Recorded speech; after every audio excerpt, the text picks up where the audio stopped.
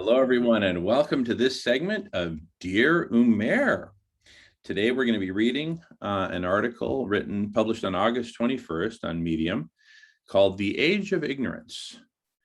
And as you all know, I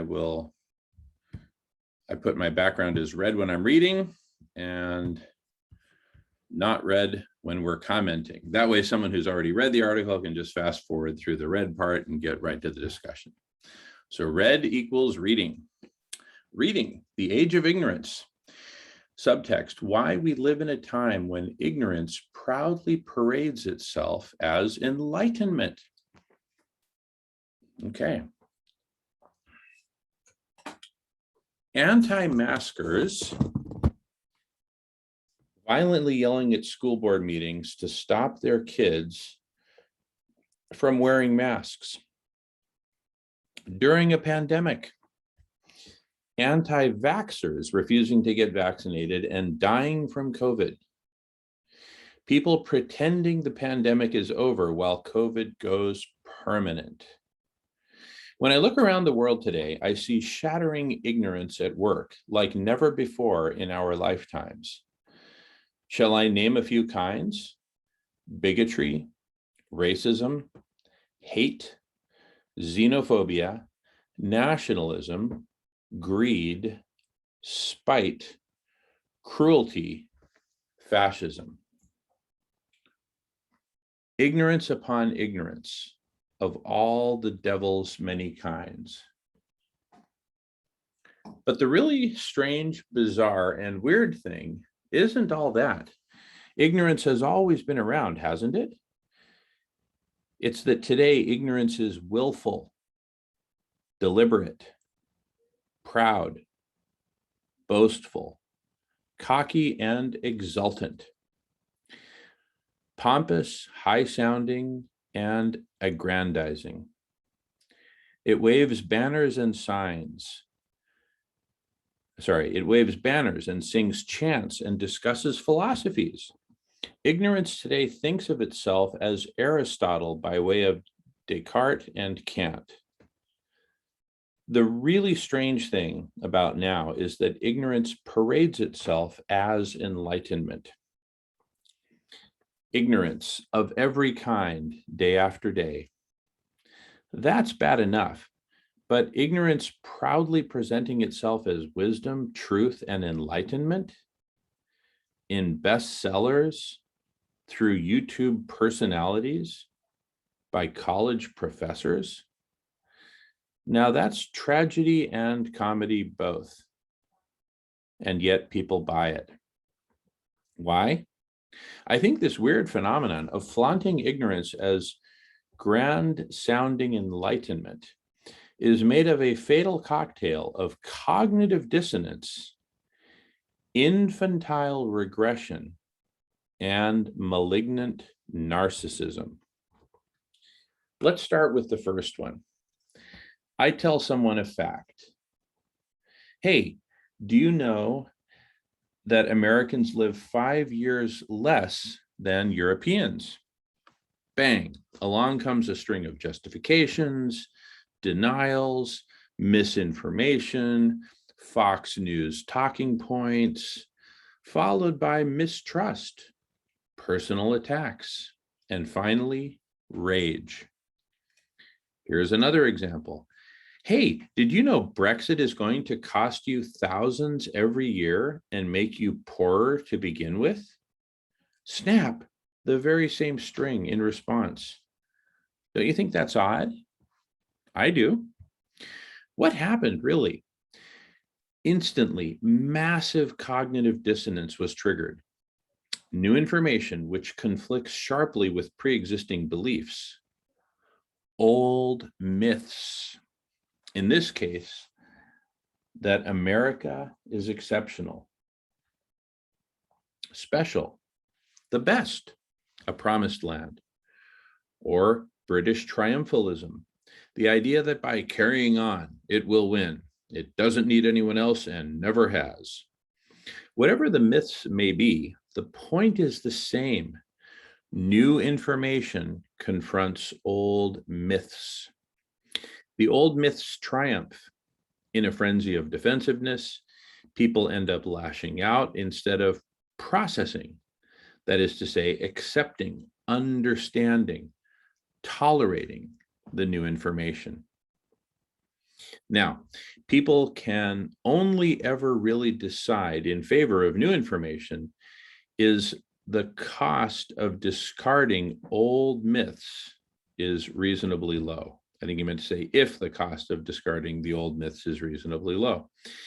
If it doesn't hurt them, in other words, but it seems to hurt them immensely, almost absurdly, to discard these old myths. It seems to damage their self-coherence at an existential level, and thus result in activating a traumatized person's fight or flight response.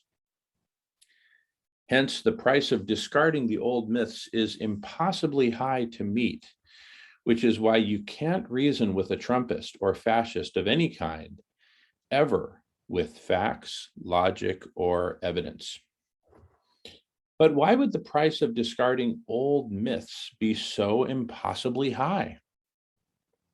After all, we do it every day, in littler ways, perhaps. Well, people must already feel fragile, uncertain, unstable even. These myths must be all that is shoring up their identities, their egos, and their sense of morality, too. And so what people are really protecting by clinging to these old myths, whether of exceptionalism, specialness, triumphalism, or racism, is themselves at an existential level. I still exist. This is the only way I can belong. This is all that defines me. There's nothing else in me. We'll come back to that. So this trend of ignorance masquerading itself as enlightenment, where people lash out the moment they're presented with truths, is a kind of desperate last-ditch self-preservation. But which self are they trying to preserve? Well, what kind of people do we call those who need grandiose fairy tales of their omnipotence to feel secure? Children. And what the phenomenon of ignorance parading itself as enlightenment reveals about those who do it is that they have regressed to a childlike state. The fairy tale allows the child to exist, to belong, to feel safe, to feel unique. The only one, the chosen one, the knight or the damsel, take your pick. And in that way, to feel loved in the way they need to be loved. When people cannot handle the cognitive dissonance of mundane everyday truths and cling to grandiose myths, instead of being able to process, integrate, and accept new truths, it is stark evidence that they are regressing into a simpler, safer world. Because functioning adults don't need to feel omnipotent, singular, grandiose. But why would adults who've regressed to childlike states need to feel grandiose, all-powerful, the only ones in all the world? Because the world is indeed a hostile, frightening place these days. One can hardly survive these days by meekly following the rules. One must conform, keep one's head low, try not to stick out. Survival is an act of obedience in the collapsed world that predatory capitalism has created. What is that world really like, though, to experience? It's a world which constantly tells you you have no intrinsic worth, that you are without inherent value. You are only as good as what you can be used for. If you cannot be used for anything, then your just fate is essentially to be left to die. You're powerless, aren't you? Ah, you see, Who else needs absolute power but those who feel powerless inside?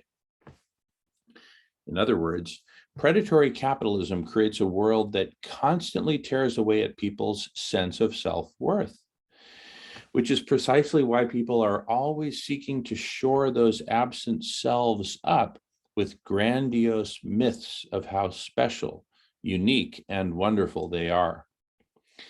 There is nothing left inside a person under predatory capitalism. Even their sense of self has been taken away from them. They are constantly trying to earn it back with consumption, with status, with luxuries, with signals, by being the richest, hungriest, strongest, the perfect one with the perfect life. People under predatory capitalism are always trying to earn their missing selfhood back by preying on others, so that they're the only ones who are loved, needed, desired in all the world. Only then can they feel, just for a fleeting moment, not just like they're safe, whole, or true, but like they exist at all. But what is a person with nothing inside called? A narcissist. The narcissist isn't what we often think, the one who thinks too much of himself. He is the one who thinks too little. So little, in fact, here, let me pause while we welcome our guest.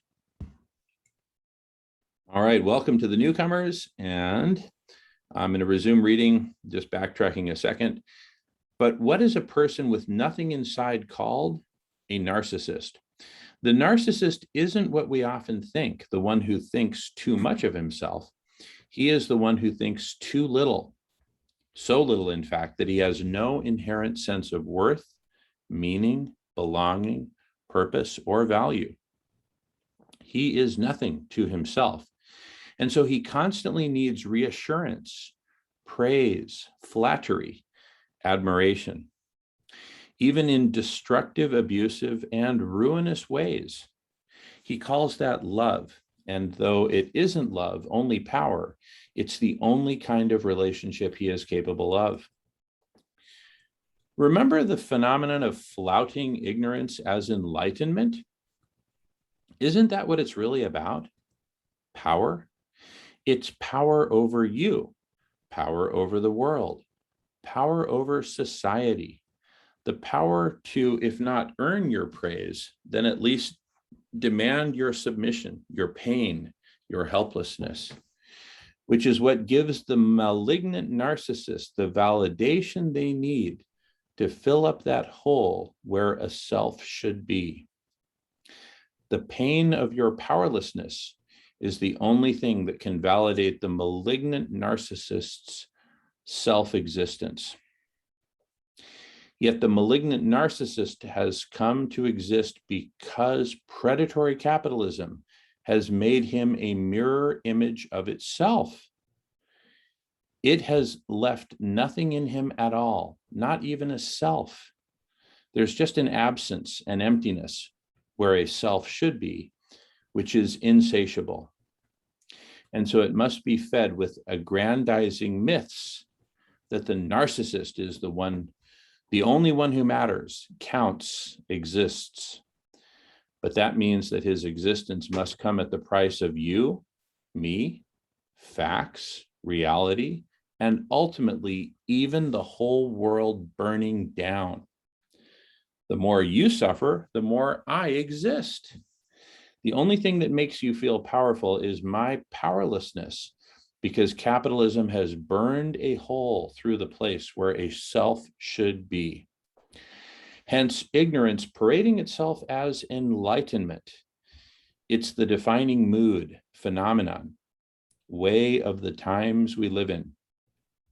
Perhaps you and I, though, should be wiser than those who proudly, boastfully devote themselves to it. Umair.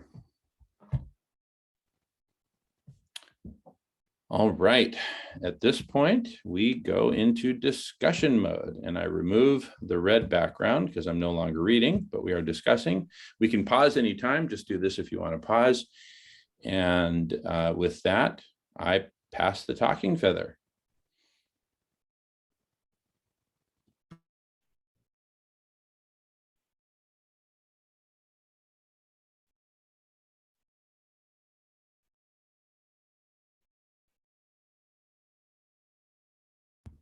And I see that Stan wrote something interesting in the chat.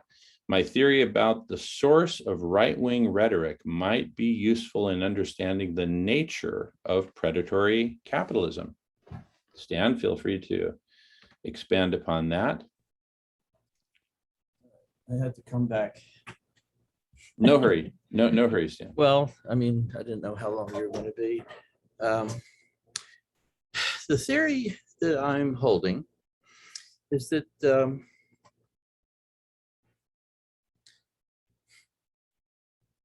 people who make the most money from discord are creating discord. And they have, I'm gonna take these things off. So I need to do some changes. It's hard for me to think and talk with these on.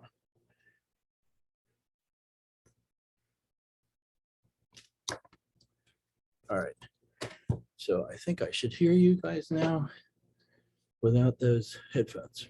Check. Yeah. So who are the people that are making the most money from Discord? War. Huh? War makers. Who? War makers. Yep. Yeah, the military industrial complex. Exactly. The weapons people. If they make you mad at me, then they can sell me and you a gun. If they make a country seem like it's aggressive, then other countries will want to buy more weapons. Who buys more weapons than anybody else in the world? Our country does. And why? Why are we willing to go along with that? Because the people that control the rhetoric are very skilled at making us afraid of the rest of the world. The rest of the world is dangerous. Just what Umair just said there. And he's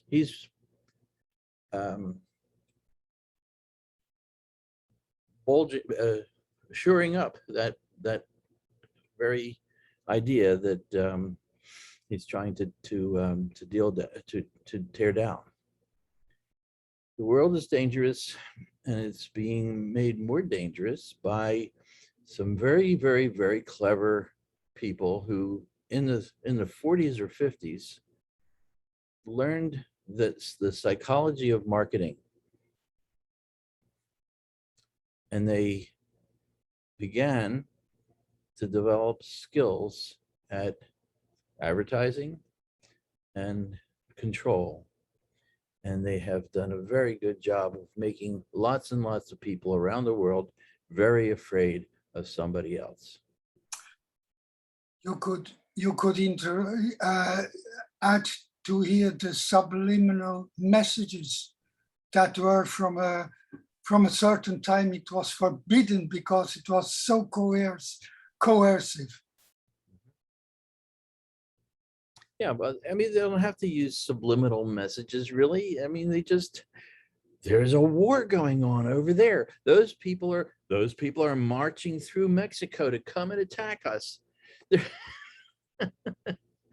Yes, and it's always been a good idea, if you want to sell weapons, to demoralize certain people and denounce them as being evil or whatever, and then other people will want to protect themselves from those people. So this is the grand scheme of how to make more and more money by selling more and more weapons. And it's just that simple. At least I believe so.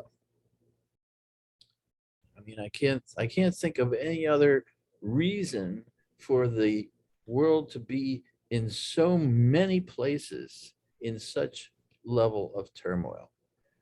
There's a understanding, and it doesn't have to be all one company or one group of people that's doing this.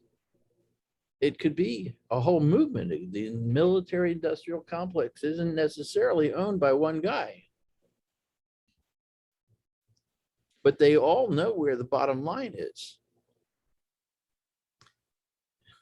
And their bottom line might be selling different kinds of weapons and stuff like that.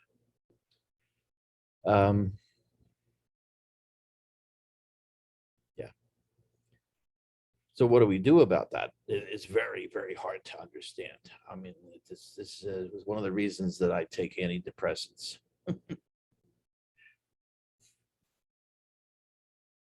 Yeah. I can get deeper and I can get you more into a worse level of depression, but I'll hold off on that for now and see if you guys really won't work with me. Huh? Won't work with me. Well, I have my own take on what is possible, and they have already lost. So we don't have to be depressive. What they are doing. all right. Well, so you want me to tell you what I think of as the next level of this? Do you Let's take a vote. Okay. Thumbs up if you want to hear next level dystopia from Stan, or I'm going to create another option. Let's talk about solutions, or maybe expand it from. Okay. All right.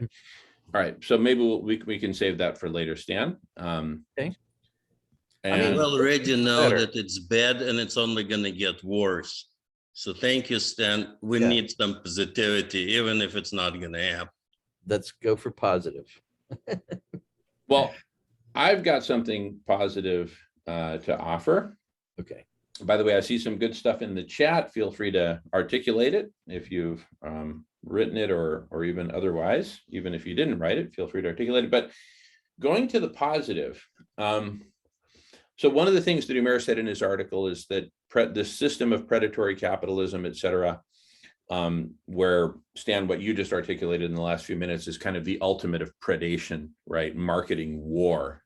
That predatory capitalism is based on this hypothesis, this notion that you are valuable only to the extent that you're useful, that you can be used for some financial end. And I want to point to the Food Healers program, which we meet every Friday morning at 7 a.m. to discuss Pacific time, all times Pacific, and 7 p.m. Fridays. And aside from a brief hiatus that we may be taking the next couple of weeks, every Thursday afternoon as well, from 4 to 5:30, focusing on Food Healers Los Angeles. And the whole idea of Food Healers is very simple. We make nutritious, plant-based foods freely available to everyone. I'll turn off my camera only for a couple of seconds so you can see the community cafe image that most of you are familiar with. That dates back to 2015, where we created community cafes to feed entire communities for free, making nutritious food a basic human right. As a first step towards making all basic human needs basic human rights, including housing, water, medicine, even basic transportation, internet access to books. Andrew Carnegie pioneered the way on that after making a fortune in steel, and so on and so on. Okay. So, because if we take care of each other in these systematic ways that we create systems, we create basic public goods to give everyone basically a decent life, not necessarily a life of luxury where everyone has their own McMansion and fleet of cars and boats and helicopters and all that. No, no, no, no. But, you know, the basics to live on, to live a good, decent life. We're now sending a whole new message en masse to all of humanity saying, you matter. You're valuable just as you are, even if you don't lift a finger, don't work a job, don't start a business, whatever. You are valuable, period. Right? And I'm not talking about communism, and I'm not even necessarily talking about socialism, because I think we can do these as, you know, nonprofit or private sector efforts. I mean, it'd be great if the government got involved, but it's not necessary for all this to come to pass, right? There doesn't have to be some, you know, whole new political ideology or anything of the sort. We're simply talking about finding ways to provision these basic human needs as basic human rights. And so I believe that is one big answer to the solution, right? Anyway, so let me put that on the table as a starting point, not necessarily the starting point, because I think there's a lot of starting points that we need in order to turn this whole thing around. But this is part of, Stan, what I was referring to earlier when you weren't here about the benevolent hyperobject, which I've written about in my last couple emails. And with that, I pass the talking feather. The benevolent hyperobject being this massive, radical planetary transformation, at its core, perhaps a transformation of humanity, a spiritual transformation, as Noam Chomsky puts it, but a radical transformation of humanity, getting us precisely out of this narcissistic, predatory capitalist situation, syndrome, or combination of syndromes, and onto a much healthier place where we're taking care of each other, and then in parallel taking care of Mother Earth. And with that, I pass the talking feather. Thanks for listening, everyone.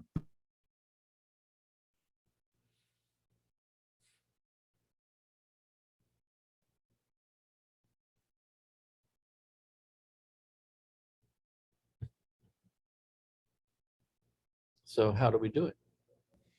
Well, in Los Angeles, for example, we're doing Food Healers Los Angeles, where we do periodic events where we bring plant-based stew. We have a bunch of volunteers who make this delicious, nutritious plant-based stew, and we give it away for free to everyone.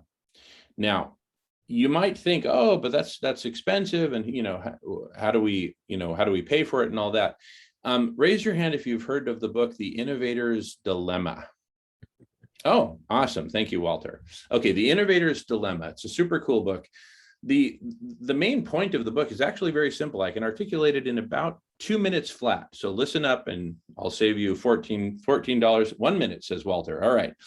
Let me see if I can do it in 1 minute, and I'll save you $14.95 and about 6.5 hours of reading time. Here it is. Very simple. Disruptive, radical innovations that disrupt entire industries. We're talking about disrupting the food industry, right? Okay. Disruptive innovations don't start at the center. They start at the fringe. And they're oftentimes laughed about, ha, ha, ha, you know, that could never work. And then they start to work their way in from the fringe. Think about how personal computers disrupted mainframe computers. Think about how the internet disrupted telephone and snail mail, et cetera, et cetera, et cetera. So we're starting at the fringe. We're going to farmers markets. See, what's the most expensive? So that does it for the summary of the book. Now you don't have to read the book. Okay, The Innovator's Dilemma. Excellent book. So starting at the fringe, here's what it looks like. See, we're making plant-based stew freely available to people. What is the most expensive part of a plant-based stew?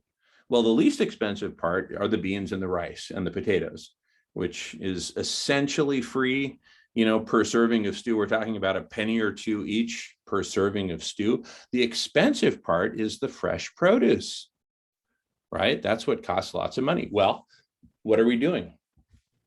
Starting at the fringes, we're going to the farmers markets of Beverly Hills, Santa Monica, et cetera, led by Sarah Siegel, who's there in LA. And we go to the farmers and say, look, here's what we're doing. Now, because of the economics of farmers markets, where these farmers, drive up to a couple hours or maybe even longer with a whole bunch of produce, the last thing they want to do is stock out, run out of, product to sell, because they're selling it at very high margins, right? And their marginal cost of production to produce another head of lettuce, another, broccoli, whatever, is relatively low. And they sell those at a big margin, big markup. So the last thing they want to do is stock out. What does that mean? At the end of the farmer's market, they have surplus, which is not very valuable to them anymore. It's been sitting out on the market all day. What are they going to do? Schlep it back home and bring it to the next farm? No. They're happy to donate it, very happy to donate it, because that way it doesn't go to waste. It goes to a good cause. They get recognition for it, et cetera, et cetera, et cetera. Now, is this infinitely scalable? No, but that's not the point. Again, we're starting at the fringe and working our way towards the center. Now, what that might look like as we progress is that we go larger scale with this, where brands of fresh produce, earthbound organic and so on, that you see in supermarkets, systematically donate, 10%, 15%, X% of their production and get recognized for it. We're combating hunger, we're feeding the houseless, we're doing this, doing the other. There are other ways. We've pioneered the CCC concept for certified compassionate companies as a way that totally leapfrogs B corporations, certified B corporations, if you've heard of those, where we take a radical approach where all profits are donated to ending hunger, right, through programs just like the community cafes, which are on my image for the moment, just flashing that again. So anyway, we're finding different ways to finance this whole thing. I actually believe that the donations we'll receive will exceed what we need in terms of capital expenditure to make this whole thing go. But again, we're starting with the fringes, small scale and all that, and expanding. So that's one answer. And now, ultimately, can you imagine a society, just take Los Angeles, right? The giant metropolis of Los Angeles.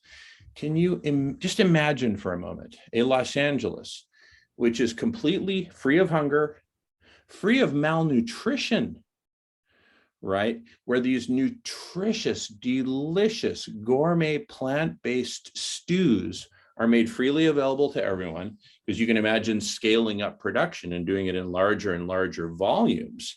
And then the logistics of distributing the stew fully ready to eat, but refrigerated and shipped around so it doesn't degrade biologically or in terms of nutrition. Ship it around. It's a fluid, right? So people can come and get their pots and containers filled up right near their home, and then take it back, put it in their fridge, serve it up and heat it up when they need it. We can imagine doing that very efficiently. So imagine a Los Angeles that's free from hunger, free from malnutrition. This gives a huge boost to plant-based foods, which has huge, massive implications in terms of both animal rights and climate change. The book Food is Climate just came out, and that's the premise that factory farming, animal agriculture generally, is the single biggest contributor to climate change by a wide margin, in fact. Meet Dr. Silas Rao, who's here every Friday morning for the Food Healers segment, right here in this Zoom room.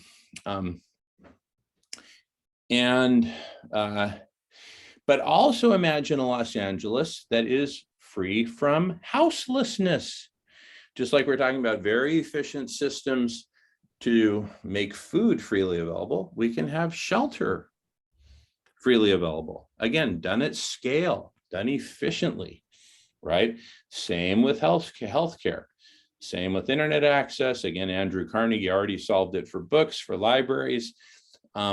So imagine a Los Angeles that is essentially free from want of the basics of life. Can you imagine what would happen to crime, depression, suicide, violence, right? Domestic violence. Can you imagine what would happen? The place would be a paradise, right? The place would be a paradise. Now, Stan, you live in Philadelphia. Can you imagine what the city government and the people of Philadelphia would say looking across the country at the miracle of Los Angeles? They'd say, why aren't we doing that here? Mhm. Right? Baltimore, Dallas, Oakland, California, you name the city, they will look at Los Angeles and say, oh my goodness, right? So there'll be tremendous positive pressure for other cities to follow suit. There'll be pressure for the whole world to follow suit and transform the mode of production of the economy from one where you have to work and make money in order to survive to one where survival is just given to you. Now, if you want to have a bigger house, you want to have a boat, you want to have XYZ, fine. Go out and start a business, go out and get a trade, go for it. We're not saying don't do that. We're just saying the basics are provided for, right? So that in and of itself is a radical transformation in the mode of production, which does not in and of itself imply any negatives whatsoever.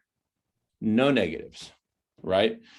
Other than cynically, I would say, the military industrial complex might have a hard time justifying itself if the whole world is pieced out, because the whole world is eating, right? And sleeping in comfort and peace and health, right? Whoa, what happened? We no longer have to fight each other for the basics. We can all live in harmony. How about that? Can you imagine the impacts in terms of productivity of the economy, right? If The people's prison complex also. What's that? The prison industrial complex. Exactly. They would suffer. Right. But anyway, I passed the talking feather. Yeah, I'm trying to imagine having the same stew every day for every meal. I don't think that's going to work too well. No, and you won't. Again, we're starting at the fringes, Stan. We're just starting with a basic, and with different recipes, right? There'll be a Mexican stew, there'll be an Argentine stew, there'll be a Croatian stew, there'll be a Chinese stew. So there'll be all different varieties and whatnot, no problem. Even delivered by the same truck, there'll be a gluten-free stew. There'll be stew for different tastes and different dietary requirements and so on, right? And again, we're starting from the fringes. This isn't the ultimate formulation. This is just the beginning. Okay. The universal basic income sounds to me like it's trying to get started already. We have, I mean, my household just received some money from Uncle Joe. And so this is the beginning of the universal basic income concept. Oh, the government prints money. Why don't they just give it away? And yeah, and the important part to understand is that money is not a fixed concept. Money is just numbers, and God gave us lots of numbers. And the trick with the economy is to balance the flow of the money to match the productivity of the economy. If you don't have a match, then you got a problem. Either there's too much money or too little. And either extreme creates a difficulty within the functioning of the economy. And the other, I'm starting to realize that when economists teach the economy, they don't teach the Main Street economy. They only teach the investor's economy. And the Main Street economy, those of us that run businesses and buy houses are the engine that makes the whole thing work. And all the investors like to do is suck on us. I have this image of the trickle down economics of a rich man with a fancy hat and his penis sticking out. Trickle down economics is pissing on all the people. Yeah.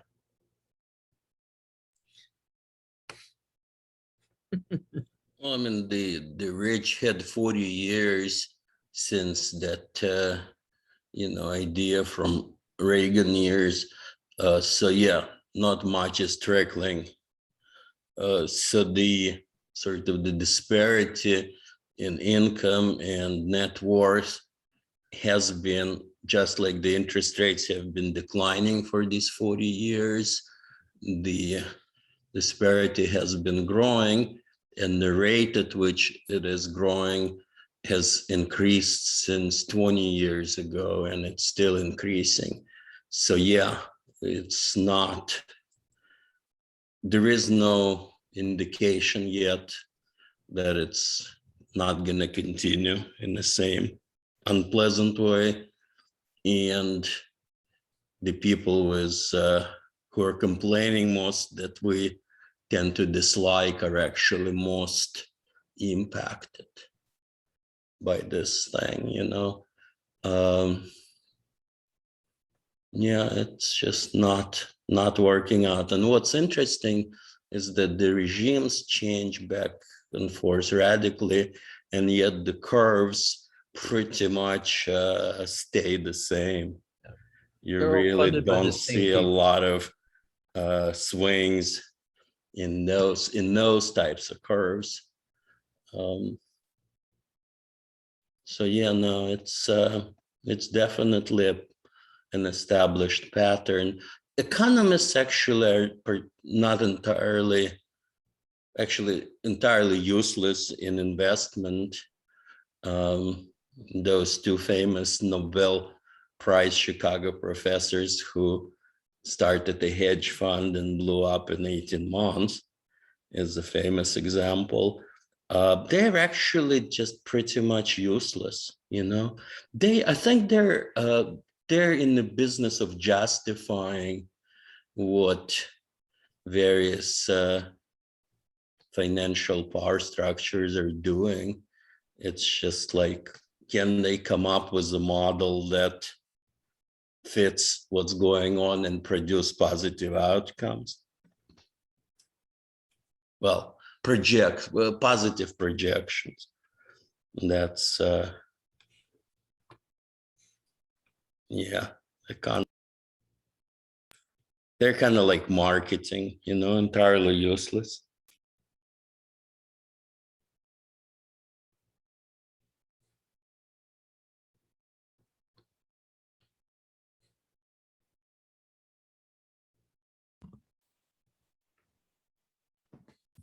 Yeah, so just to put some context with respect to Umair's article, what we're basically talking about here is transforming the very drivers, the very basis of this narcissism, of this clinging to myths of exceptionalism or racism or whatever else that people are clinging to. He's, I think, correctly identified the roots of that as predatory capitalism. We're talking about a way of overturning a system of predatory capitalism, where we're not talking about necessarily getting rid of capitalism, just transforming it so that the least prosperous amongst us, those who have very little to even nothing, can suddenly go from dying of starvation to thriving, right? I mean, imagine having a place to sleep, to eat, plenty of food to eat, take a clean shower, read books, connect to the internet, and therefore realize one's potential, right? I think that when people are given the basics for life, then they feel secure. They will have an experience of living in a world that is compassionate, that is abundant, that is caring, that is loving. And then the next step for them after getting all caught up on sleep and caught up on nutrition and caught up on health and their reading and everything else, will say, okay, great. Now what can I contribute? Right? They will be profoundly grateful. So you'll see people volunteering. Hey, I'm happy just volunteering, 10, 15 hours a week for the Food Healers program. And the rest of the time I read and engage in hobbies, or I develop a skill. I educate myself, right? Maybe I become an apprentice for some, project that I like, something like that. So I think it'll just suddenly transform our experience of life on Earth, get us away from being victims and feeling like we're constantly losing. Speaking of, the 98% of humanity that are not winners at the game of predatory capitalism, right? They'll suddenly feel a whole new experience of life that will ultimately be better for business. Why will it be better for business? Because as humanity transforms herself, see, this is the stage of evolution of humanity and of life on Earth, where I see humanity putting on her own oxygen mask, like in they tell you to do in the airplane. Humanity, put on your own oxygen mask first, and then you can turn to the traveler sitting to your right in the airplane seat next to yours. This one happens to be a woman. It happens to be our Mother Earth, right? So once we've put on our own oxygen, we're finally breathing. Okay, now finally we will have the energy and the mindset and the heart to take care of the rest of those around us, not just of the same species, but of all species and ecosystems. And we can become the caretaker species. But I think it's first vital that we first put on our own oxygen masks. What do you think? Passing the feather.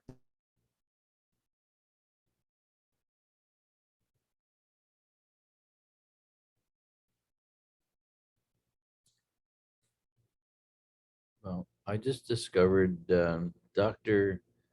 Zachary Bush, who has a very compelling theory that he's proposing that is related, but not exactly the same as what we're talking about, but very much related. He has a 20-minute video on his website that explores this problem. And what he's ultimately saying is that the world is being poisoned, and we're developing diseases based on those on the poisoning, and it's become almost impossible to avoid this particular type of poison. And I don't know. I would think it would be worthwhile to watch his presentation. I found it very compelling. I need some people to also tell me that they think it's compelling and worth before I start yelling up and down the universe, hey, everybody's got to watch this. But I don't know. I mean, I could show it here if that's of any interest. Well, He here, does first, have a very useful point that he's making. yeah, well, first, let me welcome Miranda. Welcome back, Miranda. We were having a super cool meeting here, and with you here, now it's perfect. And Miranda, we're in the middle, we're recording, we're in the middle of a segment on Dear Umair, based on an article he wrote called The Age of Ignorance. Now, and we're talking about food healers, feeding everyone, etc. Now, Stan, can you just summarize for us in 1 minute or less, ideally, what is the gist of this thing that you just told us about? Roundup. Okay, perfect. So, so I'll tell you what, maybe we can watch that on a different occasion, because it's a bit of a detour from the core here, insofar as, Roundup is a perfect example, just like the military industrial complex, of something that is making a lot of money for a small group of people with disastrous consequences for humanity and for Mother Earth, right? With that, we sum it up. And I would say that Roundup, just like military industrial complex, these are symptoms of an omnicidal mode of production, which is predatory capitalism based on infinite hoarding, unbridled hoarding, right? That has become a vicious cycle along with the syndrome or syndromes that Umair writes about in his article. And we can find example after example of this, from BB gun sales in the United States to school shootings, to high fructose corn syrup, to Facebook, the social dilemma, on and on and on. And that's not to discount what you have to offer here. I'm no fan of Roundup, believe me. But I'm just saying, let's focus on the core solution. There's all kinds of symptoms galore. What is the solution, right? I posit that humanity putting on her own oxygen mask first, which constitutes a series of steps. You first put it up to your face, then you strap it behind your head, you pull on the strings, right? I'm using that as an analogy for, we first make sure everyone has plenty of food and drink, food and water, step number one, followed immediately by shelter, healthcare, right? And so on. And on down the line until we have addressed every basic human need. Simple as that. Let's get humanity's oxygen mask on first, so that humanity can then turn to her mother, sitting in the seat next to her on the airplane, Mother Earth. It's kind of hard to focus on Mother Earth, solar radiation management, reforestation, etc., when you and your kids are starving or food insecure, right? So let's do this in a logical sequence, is my main point, right? It was brought up earlier about having, like, a carbon market, etc., for mitigating, reducing emissions, sequestration.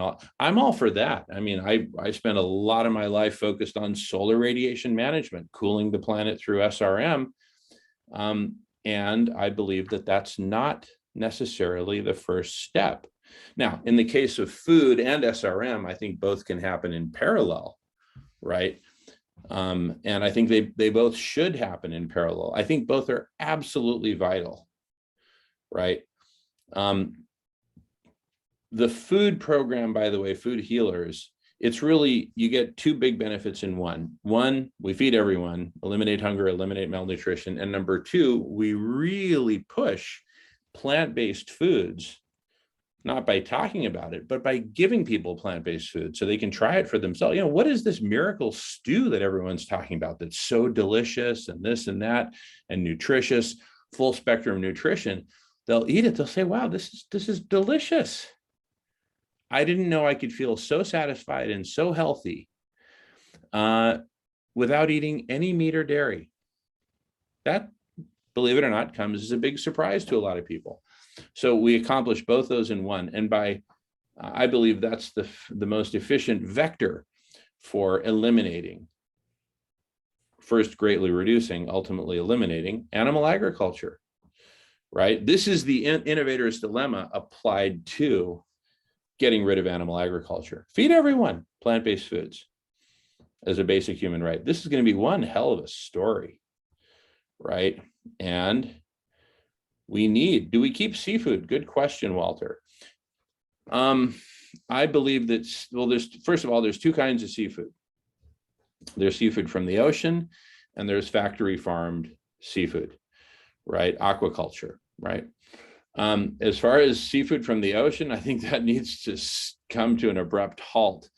Not because there aren't sustainable ways to fish, but those are the exception, not the rule. The rule is these massive Japanese fishing vessels just trawling the ocean and just killing everything in its wake. And I look out my window, I'm looking at the Salish Sea where I live, off Whidbey Island, and The fishing for salmon deprives the orca whales of their primary food source. So I believe we should eliminate fish from our diet as well as meat and dairy.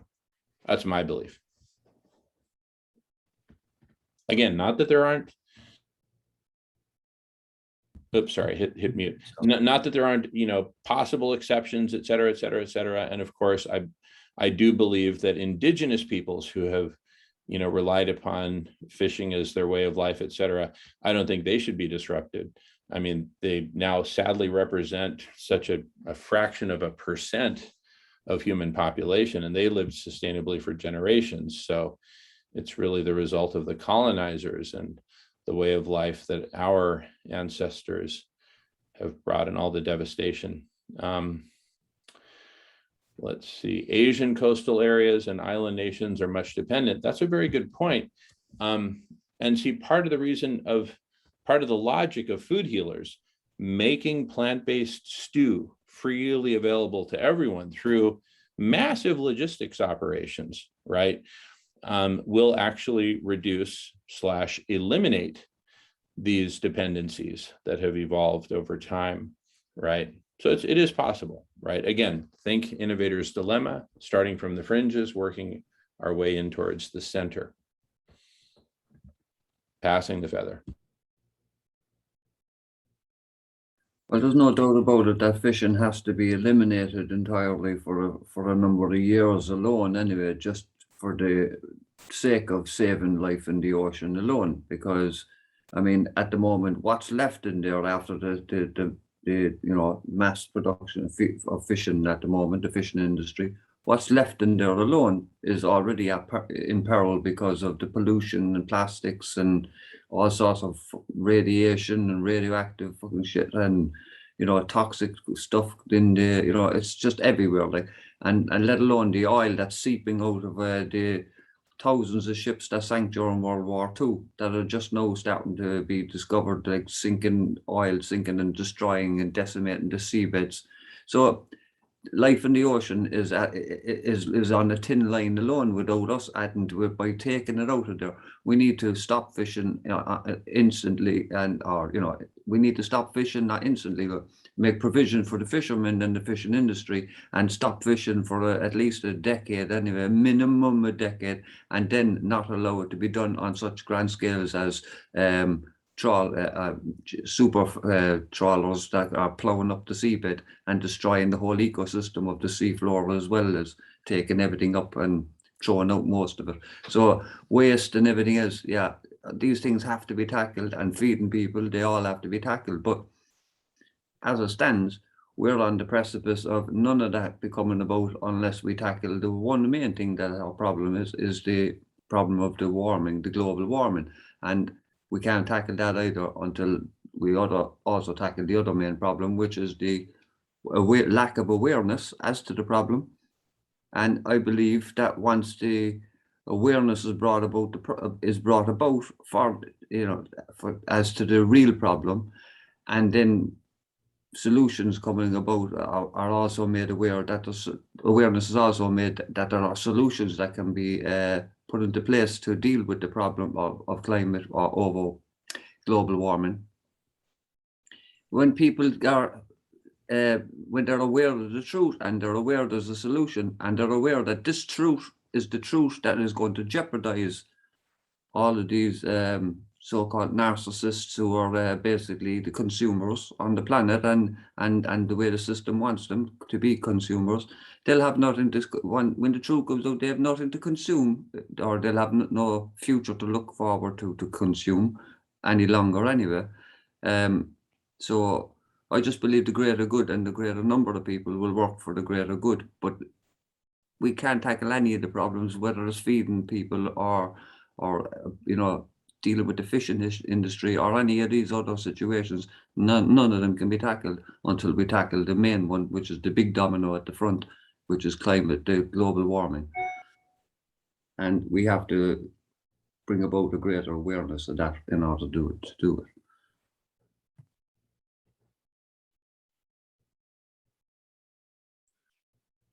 And yeah, we, Another point that I brought up earlier is that we have to look in complete new ways what we are doing here on Earth, in the sense of that we are provided by the air with 80% of our need for food. So we only need 20% to fill in what we are short of. 20%, that's all. And we even can overcome that 20% when we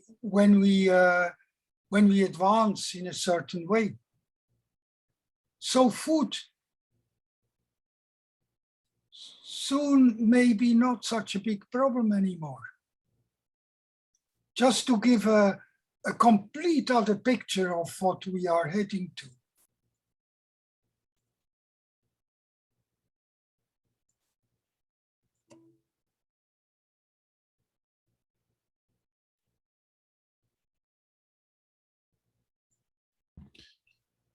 Of course, we have first to be satisfied in the sense that instead of being hungry, we have to feel that we are satisfied.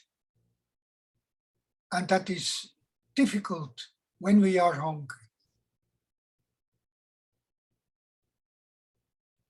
I would say impossible to feel satisfied if we're hungry. It is possible, but you need a complete other orientation to the spiritual and not to the material. And then it's possible.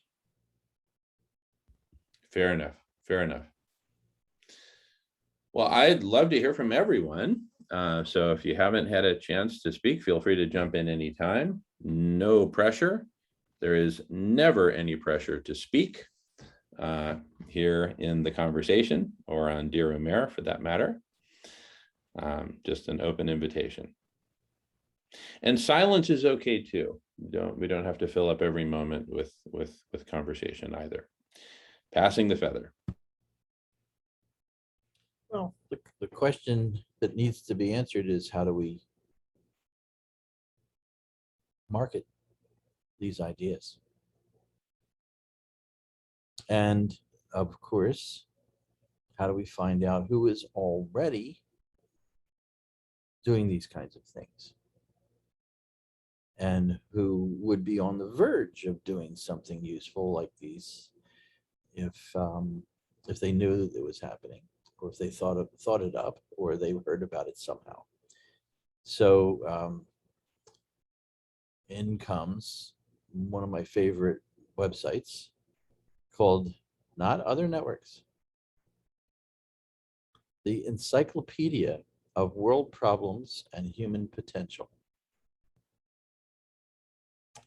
with 34,000 organizations mentioned in its annual yearbook.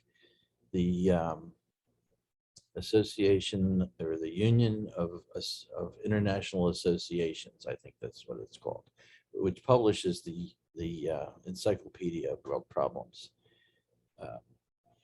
More people need to know about this, and I need to get a subscription to their annual yearbook, because the information, the detailed information about the 34,000 organizations, while you can find their name, you don't have the details of how they're structured and who are their leaderships until you subscribe to the yearbook.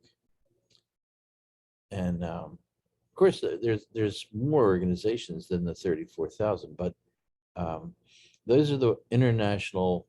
It's the international associations, and there's a good place to start on a global problem. Then there's all the rest of the organizations. There are billions or millions, not billions, but millions of other organizations that are working on climate and justice issues, as was described by the blessed unrest. Stanley, Mm-hmm. can you find out if the library, the main library of your place, is able to get that? That's a good idea. Yeah, they have databases of various kinds. They pay. Then you don't need to have it yourself. Yeah, perhaps. That's a good idea. I can look at that, and it wouldn't cost me anything to go Yeah, online and with my library Yeah. card access a lot of databases. And it may very well be that the library has a subscription to this, but I doubt it. but you can I inspire can them lobby to for it. Yes. to go I for have it. been, I've been lobbying the Philadelphia libraries to carry a book called Building Communities from the Inside Out. Okay, I've been lobbying the libraries for the last 5 years to get copies of the Building Communities from the Inside Out, making use of asset-based community development, ABCD. I mean, oh, they look at the book and they say, oh, well, this book is 15 years old. I say, well, you stupid ass. You didn't buy it then, you should buy it now. I mean, everybody in the city that's trying to do community development should have access to a copy of this book. One But- library, my branch library that's like within walking distance of my house is the only one that has a copy of that book. You might go to the housing office or so, and things like that. Yeah, I mean, it's not been a priority for me to promote this idea. I tried. I mean, I spoke with a number of different people at the various levels within the library system, and I didn't get anywhere, so I kind of gave up. But and that's not the answer that we're looking for here, but it's certainly something. And certainly people ought to be able to be better capable of taking care of themselves, which is what building communities from the inside out means. You learn to depend less on City Hall and more on the neighbors for getting things to work in the community. But Stanley, Mm-hmm. do you know that book? I mean, did you read it? Can you summarize it? What? Building communities from the inside out? Yes. Asset-based community development. That's the summary. Yeah. Okay. So you could teach people about it. I could, yeah. I tried to, and that's what Wikidelphia and other networks is for. Right. Okay. Right. So, But I mean, even on the governmental level, you can find maybe someone that is ready to get taught. uh-huh. Right. I probably should be working on that harder. I got sidetracked by Humanity Rising. Well, Yeah. actually, so I Did you present it in Humanity Rising? I don't know. I mean, Could you? I could. I guess I could. I mean, Would you? make more of a big deal about it, and the what to do is always the hardest part for me, for everybody. What do you do first? What do you do next? And the answer to all these puzzles, you got an answer. Answer is Oh, yeah, but I'm not, I don't want to interrupt you, but I do have an answer whenever you're ready. first. And what are the things to promote? I mean, we're suffering from this immense climate problem, and people that I have spoken to who have good hearts say, okay, we can't worry about that because we have this. And I'm working really as hard as I can. I'm running as fast as I can on the treadmill to try to make climate awareness happen. And they're not ready to take up asset-based community development. And on another note, there is or was a main publication from UNESCO, which had also listed all the important organizations all over the world. Mhm, So that might be another, or mhm. it might be similar to the encyclopedia, I don't know. But that was also a publication Mhm. of the main bodies in the world from UNESCO.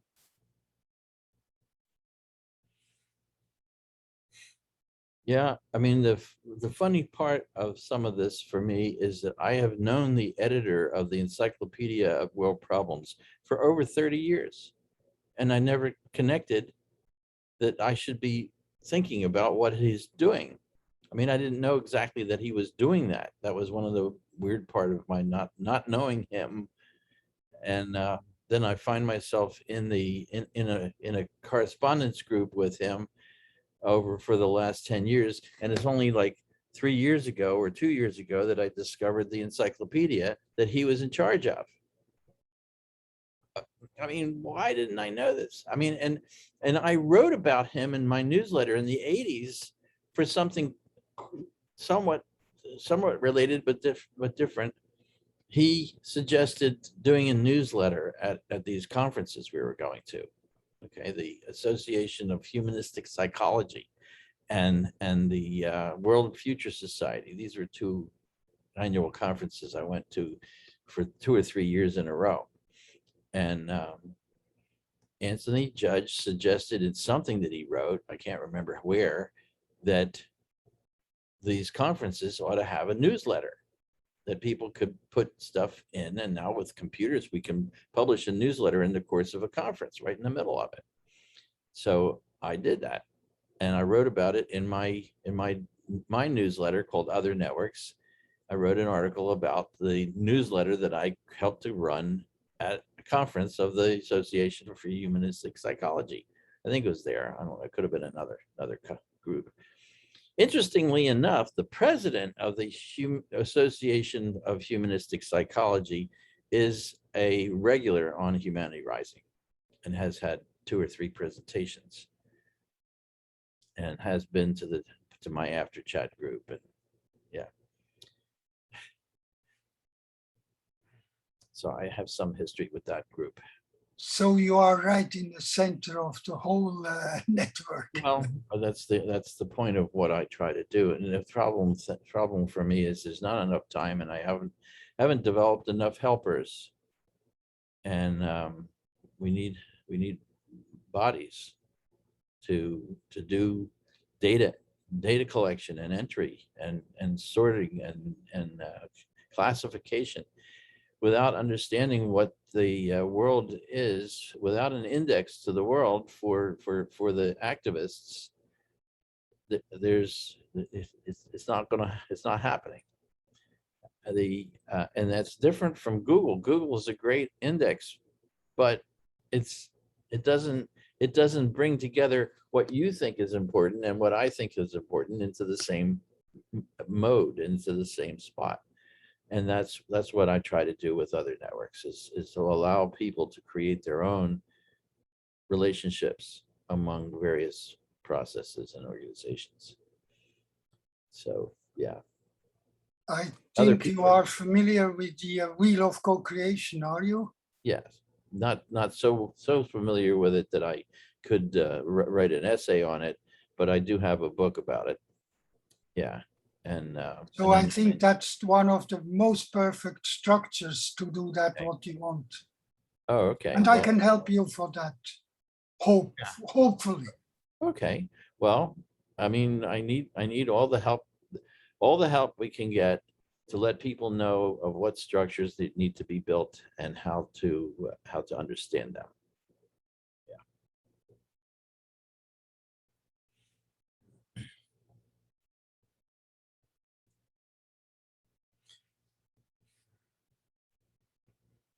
Stan, I would like to volunteer. Okay. Thank you. In fact, I got an inspiration last night about, And here's exactly how it went. So, you're on my email list. Yeah. And I send sometimes, little essays in my emails. And I was like, okay, I need a platform for publishing all these, each one with its own page, each one with its own entry. Let's see, what should I do? Boom. It hit me over the head like a ton of bricks. Other networks. Yeah. Cha-ching. Yeah, Right? thank you. And that's how this works. And look, for example, Vincent Arena with Trove, he was like, gee, I want to put together an event to bring all the change makers together. He's like, wait a second, the platform for this already exists, the press conference. So you see, we're finding each other like little droplets of oil in a plant-based soup. We're finding each other and forming bigger droplets. So it's happening. Okay. Now, speaking of which, how do we market this to the world? Listen to this. We are in the process of making a recording for the series Dear Umair. Okay. The most powerful writer I know of is Umair Hake. Okay. And so we're creating this. Why are you saying he's the most powerful? I mean, now I have his name. I don't have him in other networks yet. Okay. I don't know his website. Here, medium.com. He's one of many writers on medium.com. I'm putting his name in the chat. You can find him quite readily. His name is way at the top of my chat here. So yeah. Anyway, so we've been making a bunch of recordings, speaking of marketing, on this series, Dear Umair. We're at well over a dozen now. All these will be published on dearumair.org and on a specialized YouTube playlist within my YouTube channel for this purpose, Dear Umair. And why don't I know that you have a YouTube channel? We got to hang out more, Stan. Yes, I need you to help me fill out your page on other networks because it's very sketchy. It says Kiko Lab, and that's what I've learned from you so far. All right. So we'll fill in those gaps on it, maybe even right after this segment. But we're recording right now for Dear Umair. We're just making a list of things, and then we'll dig into those. But among the things that we need to promote and develop are, number one, a new story for humanity centered around whole system transformation, right? Supported in turn by collective intelligence, networked intelligence, where one of the basic foundational pieces of this is a vast network of conversations like this conversation and others on Dear Umair, like the conversations on food healers that we do every Thursday and every Friday, like the conversation on totalitarianism that we do every Monday at 9 a.m. Pacific time, all right here in this Zoom room, like our Hearts Gardens, Gaia Zoom room, the Glass Beads game, the press conference, Reloaded, so many meetings that we have right here, plus all the awesome meetings that you host in your Zoom room, Stan. We need to create something like a map of the most transformational conversations that exist and an index of the same. Other networks is a great start. And I think that as we do this, other folks will get on board. And as Umair, hello, Umair, as Umair writes about this and writes about whole system transformation, collective intelligence, a vast hyperconnected network of conversations, manifesting collective superintelligence. The collective superintelligence will come up with all the answers we need to every single question we've posed herein, including the big one: how do we make this all happen? Right? For me, the three main vital pillars, the three main starter dominoes for the V for Vendetta network of tumbling dominoes that we need to kick off simultaneously. The three starter dominoes are food healers and similar programs, basically feeding people plant-based foods as a basic human right. Thank you very much to the Hare Krishnas. Thank you very much to the different temples Krishna temples that are engaged in this, and myriad other organizations. We need to come together. That's why we do food healers meetings every Friday morning and every Friday evening, spaced 12 hours apart, so it's friendly to every time zone around the world. So one is food, which brings with it the transformation, the elimination of animal agriculture.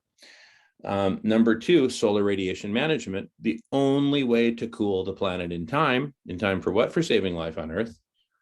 And number three, collective intelligence, evolving towards collective superintelligence, including all the things that we're engaged in right here, right now. Umair has the potential, as of yet unrealized, to promote all of the aforementioned and many more. See, Umair has been mainly focused on the problems and really analyzing and picking apart the world's problems, identifying their roots, their symptoms, what makes them persist, what's making them spiral out of control. And so part of this hyper object of whole system transformation is whole Umair transformation, right? The transformation of Umair and his platform from being mainly about problems to being, yes, about problems, but now increasingly about solutions, right? Including these meta solutions like collective superintelligence. Meta solution being in the sense that it begets the other solutions, very much in the software sense. Some of us are way into software, notably Walter.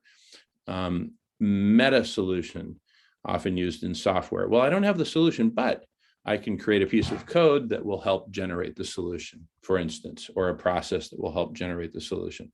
Collective superintelligence, in my mind, is the ultimate meta solution, insofar as it will generate all the specific solutions that we need, because it will draw upon all of our intelligences, all of our knowledge, all of our wisdom, all of our skills, combined together in the essential ways that are needed, which will all become plain over the course of the process.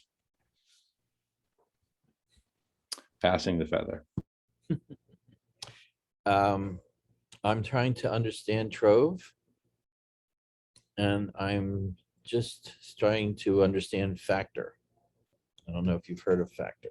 Oh yeah, no, I know the founder. We both met the founder of Factor at the same time on Kiko Lab, yet another example of collective intelligence. So we've got all these wonderful platforms and communities of collective intelligence who have largely been doing their own thing and are now increasingly coming together. You see, part of the reason that we've been so fragmented, right, is because we are precisely plagued by exactly what Umair writes about in his article that we just read, The Age of Ignorance, right? One of the fascinating things about the Age of Ignorance, it doesn't just plague stupid people. Intelligent people are also affected and afflicted by these very syndromes. You know, I've mentioned previously an example of perhaps one of the most influential collective intelligence groups out there that I'll refrain from naming for the moment, that has waged no fewer than 3 separate character assassination attempts directed at me, because they felt threatened by the very things that we're doing and talking about here, because they felt it was going to perhaps take away some of the spotlight from them, right? So predatory capitalism has also infected some, not all, but some, hopefully a tiny fraction of the collective intelligence efforts that are ongoing, right? I mean, that's an extreme case of being just like deeply affected and infected by these very destructive syndromes that Umair is so proficient at writing about.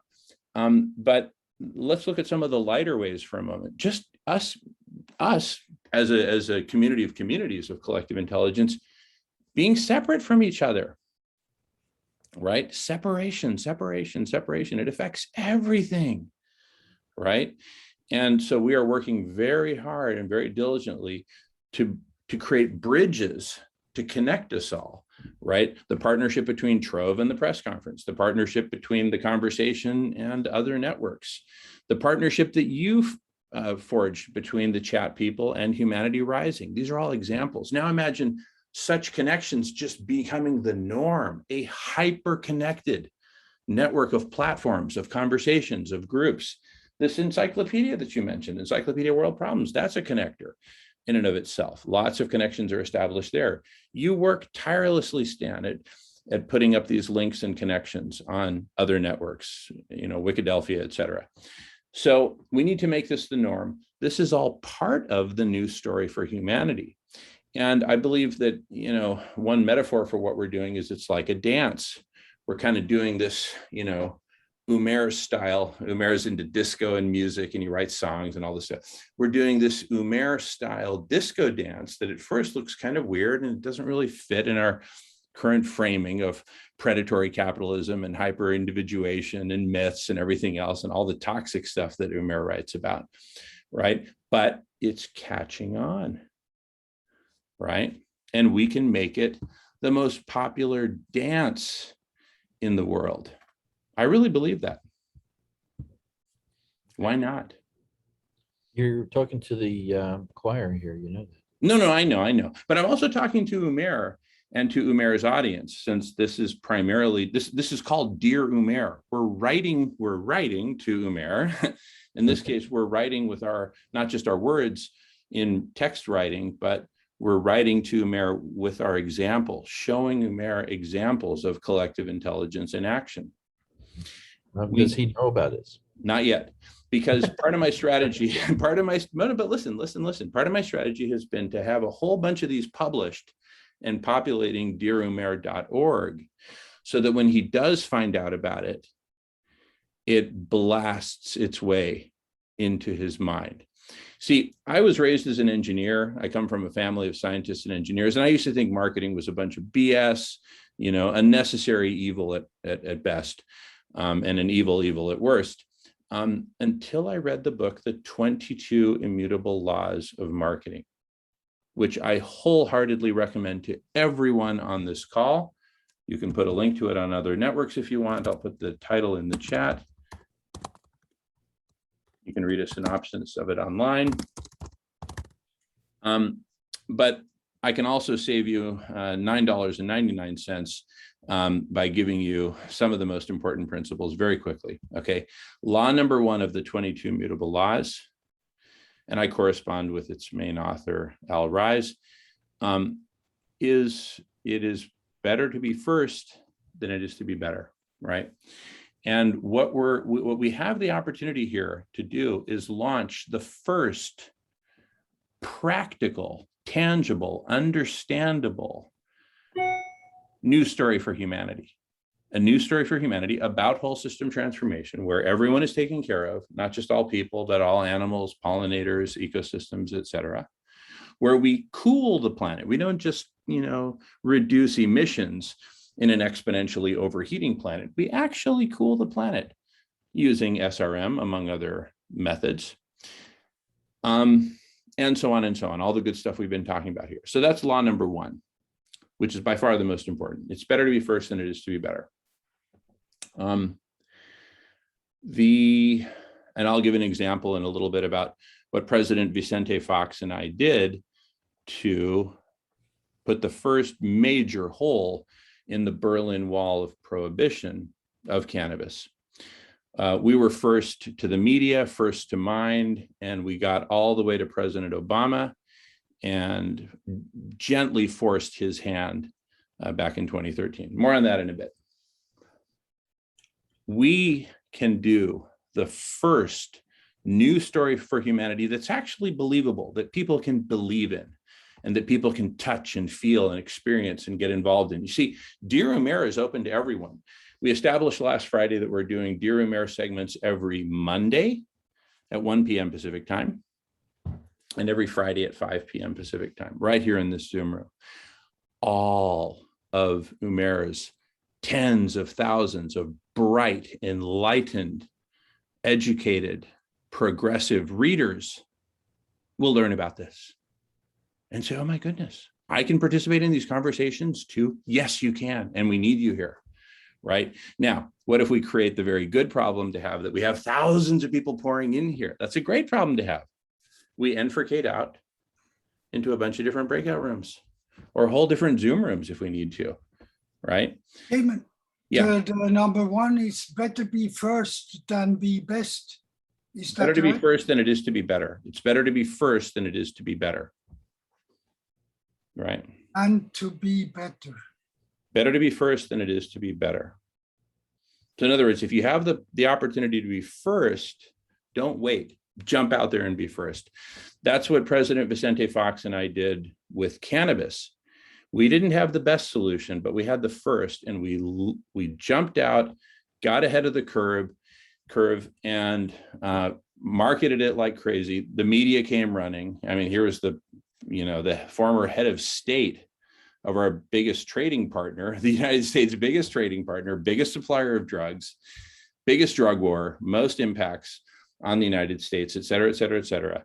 And here he came with me and a bunch of other experts providing a very real solution. I'll provide a little, I'll play a little excerpt of that just super quick, just to in a few minutes here.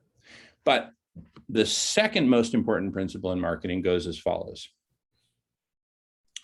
If you want to get into your prospect's mind and establish a favorable position, you cannot do that by worming your way into their mind little by little by little by little over time. No, there's only one way in, and that is to blast your way in. So we're recording a whole bunch of Dear Umair segments. We'll launch them all at once. So when Umair comes to dearumair.org and sees, he won't just see one video with a promise for more. No, he'll see well over a dozen, right? Probably closer to 20 at this point, and say, whoa, these folks are committed. These folks are for real, right? And it's also talking about being first. It is the first. We're not the first with Dear Umair. No, that was Umair himself. We are the first with the dimensional enhancement upon the two-dimensional medium of text. We create the dimensional enhancement to the multidimensional medium of conversation and collective intelligence, standing on the shoulders of the giant who is Umair Hake, right?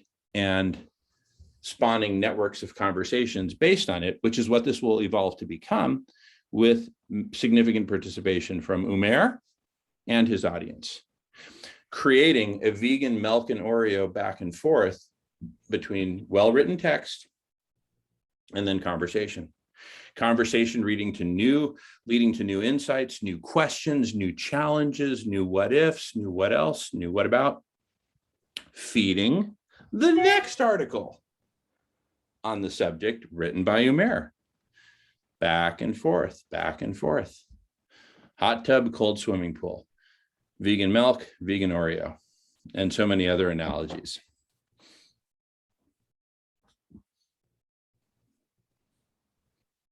So we're creating the first dimensional enhancement upon Umair. Umair's great writings. Dear Umair.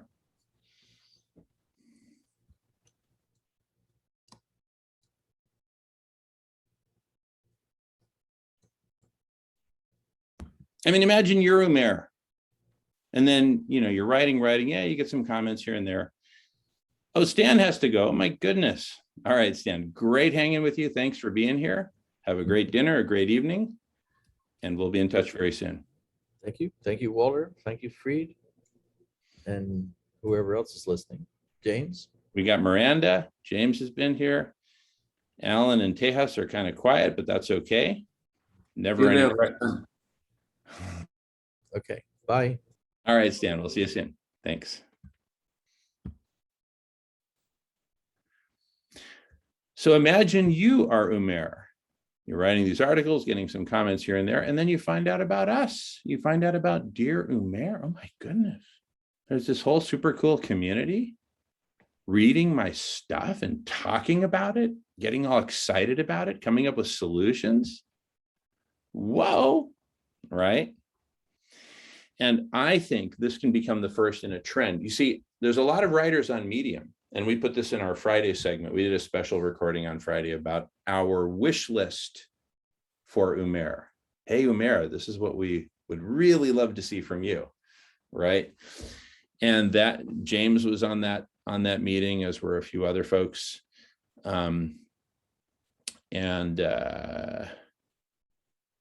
Tony and Dan Bader, who were here earlier, were also on that. Anyway, and among the wishes is that this start a trend, that writers on Medium have a, like, let's say there's some writer named Bob, there will be a Dear Bob process, right? And so this becomes, the Grateful Dead concert. What the Grateful Dead concert is to the Grateful Dead album, Dear Umair is to the Grateful Dead article. Community, you build a community around. Community, collective intelligence. Look at the networking, look at the connections that are going to be built from this, right? So this week, we're going to launch Dear Umair. James and I were working on it until late Friday night. It was like 6 a.m. James's time when we finally took a break. Thank you, James. We are building the foundations for a revolution in collective intelligence, which, in hindsight was obvious. We've got all these great writings, great thinking, great philosophizing, great reporting, but where's the collective intelligence that builds off of that and expands from there? Again, Dear Umair is the first of its kind. That's our commitment. That's our wish for Dear Umair.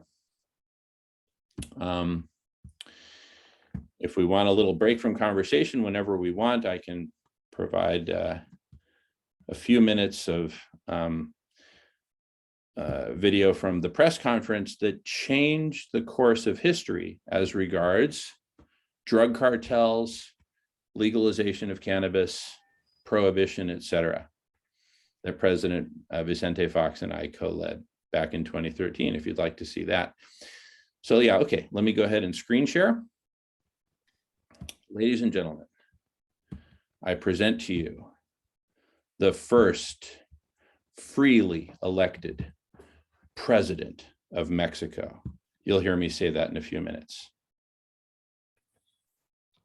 Let me know if you can hear this okay. Thumbs up if you can, once this talking starts in a second. All right. Welcome, everyone. Thank you all for being here. Before I introduce our distinguished guests, It's a little I would like to begin with a soft, quote but it's, from the late, who you used to can protect. hear it. Oh, the volume is too soft? Yeah, at this moment, yes. Okay, let me max out on volume. It may just be the nature of the beast, but it's clear enough, right? Yes. Okay, let me just do a fresh restart. All right. And I'll mute my own microphone. And here we go.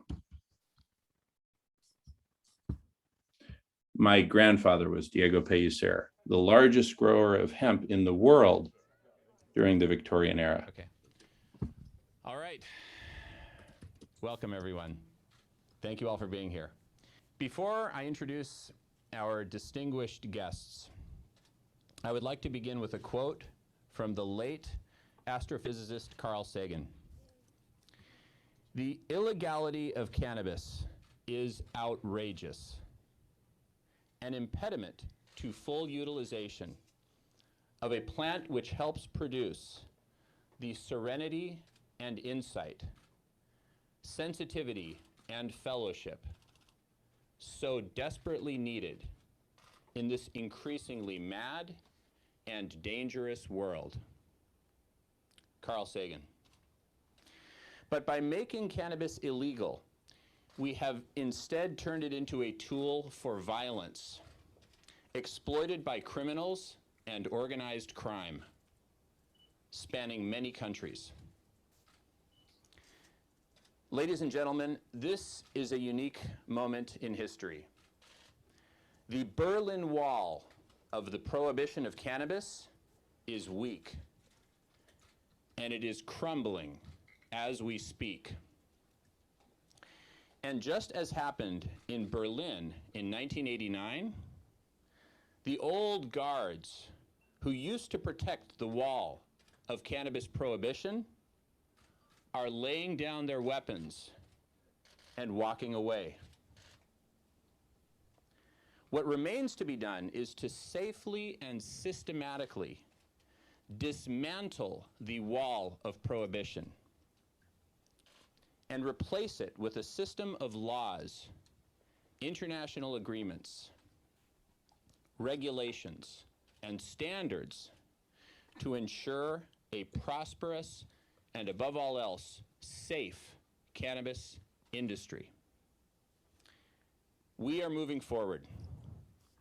The states of Washington and Colorado are leading the way.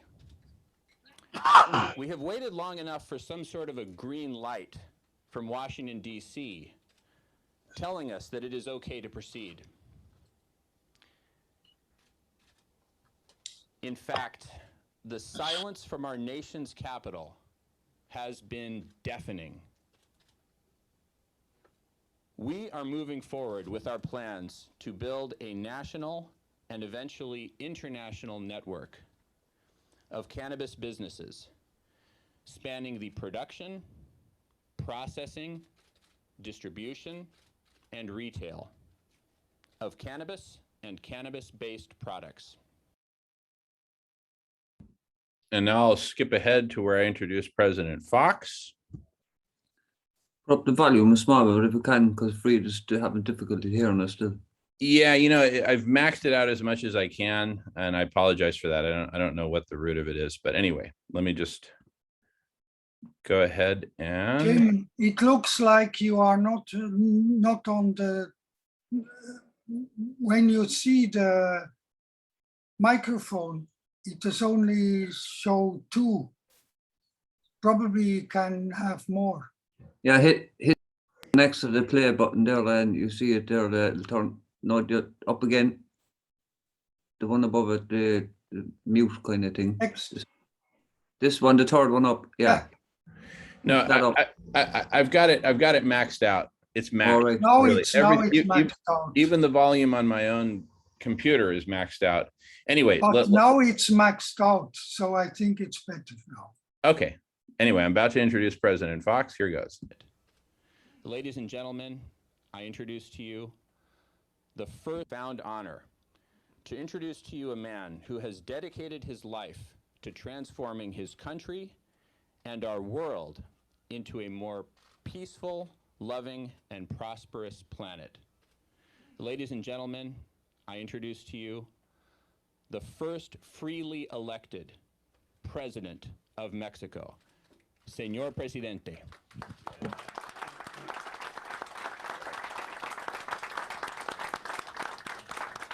Congratulations for that position. This state of Washington, has decided to lead a new path, a path to change the paradigm by legalizing medical and social use of cannabis. In Mexico, we welcome this initiative because the cost of the war, in the case of Mexico, is becoming unbearable. Too high for Mexico, Latin America, and the rest of the world. The impact in the economy, on income, on tourism investment, loss of talent, and above all, loss of hope, and 80,000 kids dead in the last 6 years.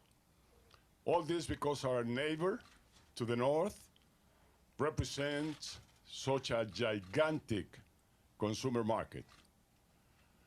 We must get out of this trap, and here is the opportunity. Now this group here is moving accordingly from words into plans, and from plans into action, and the action in the arena.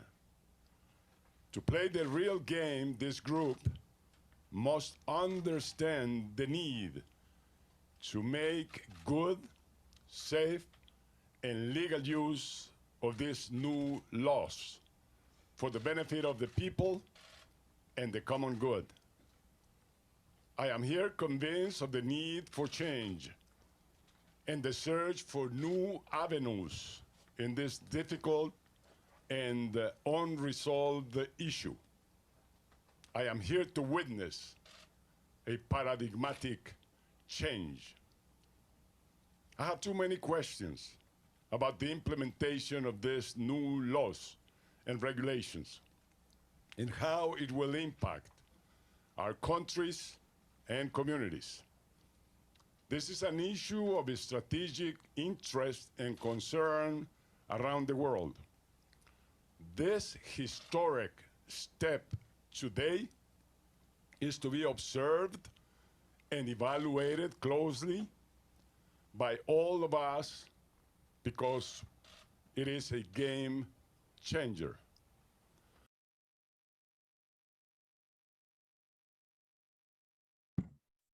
Okay, I just wanted to give us a taste of what we're talking about here. Imagine putting together a press conference, a similar press conference, focused on cooling the planet, using full spectrum, solar radiation management, an end to factory farming and the decimation of the Amazon and other ecosystems that it brings with it, and the two main vectors of decarbonization, emissions reduction and sequestration, through, for example, phytoplankton growth, et cetera, et cetera. Holistic solutions for cooling the planet. Now, imagine a subsequent press conference launching whole system global transformation, taking care of all of humanity's needs, basic needs. That's revolutionary. What are these people, communists? You can imagine the backlash that we got. This pill did not go down easily. There was a lot of pushback, right? I received death threats from criminal drug cartels because we took aim at them and said, we're gonna drive them to extinction, right? Fortunately, with the support of President Vicente Fox, they couldn't just kill me, right? Or at least they haven't figured out a way yet. So, but bottom line, this is the second most important principle. And first is better to be first than it is to be better. We're the first ones to come to the world with a real solution. And in the process, we put the pressure on the Obama administration. Did you hear when I said the silence from our nation's capital has been deafening? They hadn't responded. It was 6 months after the states of Washington and Colorado voted to legalize. Still no answer from President Obama. With this press conference, we got an answer, a public answer, giving us the green light to proceed. So real change is possible through intelligent, transformational marketing. It's entirely possible. So we can apply these same principles and everything else we've been talking about, all the platforms Stan's been talking about that he's been pioneering. You know, it's interesting. There was a counterexample to one of the laws of marketing. Google was not first, not second, but better. Here's the thing. Google actually was first. They were first at something. They weren't the first search engine, but they were the first pure play focused search engine based on, you know, what's come to be known as the PageRank algorithm, right? Yahoo was not a pure play focused. Listen, when I was at Microsoft, I was corporate strategy manager at Microsoft, and I pounded the tables for years saying, listen, we cannot have Microsoft Search be yet another service on MSN.com, right? So they came up with Bing, right? And I can remember the day going into Satya Nadella's office. He's CEO and chairman of Microsoft now, one of the richest companies in the world, saying, Satya, we cannot launch Bing. We're chasing Google's taillights. What are we first at? Pretty pictures? Give me a break. All right. So the application of the laws of marketing, like the application of dynamite, must be done very, very carefully. Right. You can blow yourself up as easily as you can make real transformational change happen. Anyway, with that, I'll pass the talking feather.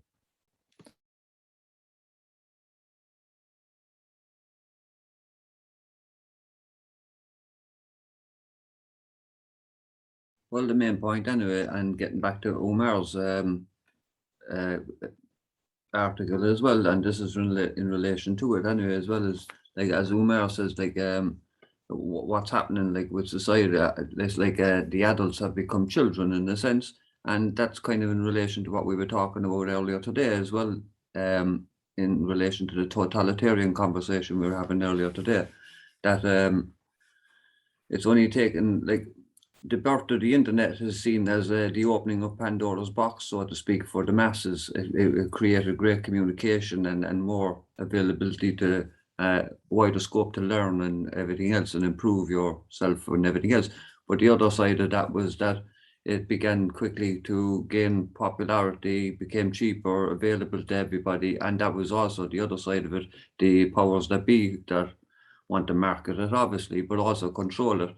And then also use it as a tool, which has been and is still being used as a tool, obviously, to control through advertisement and everything else.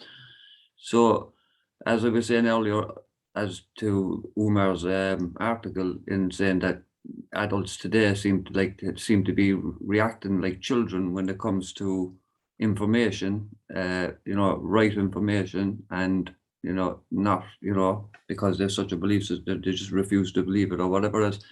They don't want to believe it. They don't want to know about it. They want to stay in their own narcissistic world. And, point being is that it's since the internet came out, and in the last generation or two, and I would say just stretching 2 generations, but I was using my own daughter and my nieces and nephews, given that my daughter's in her 30s, just 31 now, and I have nieces and nephews from young age up to the mid-teens and late teens and older. Point being, the teenagers, and I'm not just saying my own family, but I'm using them as an example as to not offend anyone, but the teenagers in general of today, there's such a vast difference between that generation and a 10-year gap, or roughly a 10-year gap, what we say, between my daughter and that generation, in the sense that they have been dumbed down, in the sense that these teenagers, the Generation Z, so to speak, they're almost born with phones at this stage. They have them at a very young age in their hands, and they're being educated and choose to be educated by it. They, in a sense, educated. No, I mean, most of their impressionism is coming from the devices and everything else. So it's a great way to control and create consumers, and to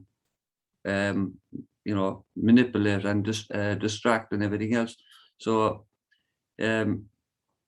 point is that how we've asked ourselves the question, how do we snap the society out of that? And Umair asked, how are we going to change that? Or can we change that? And unfortunately, I heard it only said there recently by one of the climate specialists saying that, as for an answer out of this, unfortunately, it seems like that humanity will have to be hit by some sort of disaster, natural disaster, climate disaster, to wake them out of their shoes, and that was actually published recorded 8 months ago. So it was before all the flooding in Europe and the heat waves and everything else that we just experienced over the last couple of months. So in a sense, it was slightly predictory of him to say it, because it only happened, those things happened a couple of months later. And people have shook up and sat up and say, what's going on here? Like, but unfortunately, people are fickle as well, and their minds, you know, they're easily distracted because of the bred-in consumerism, online, distracted by algorithms that's showing them a load of shite and keeping them distracted. They forget very quickly. So unfortunately, the only way to get people motivated is when they're really something that they treasure or something that they want is in jeopardy, then they'll do something to do, you know, to prevent that happening. And they'll collectively do something to get together to prevent that happening if they collectively realize that they're all collectively in jeopardy. And climate tragedies, we can't afford to wait for anymore.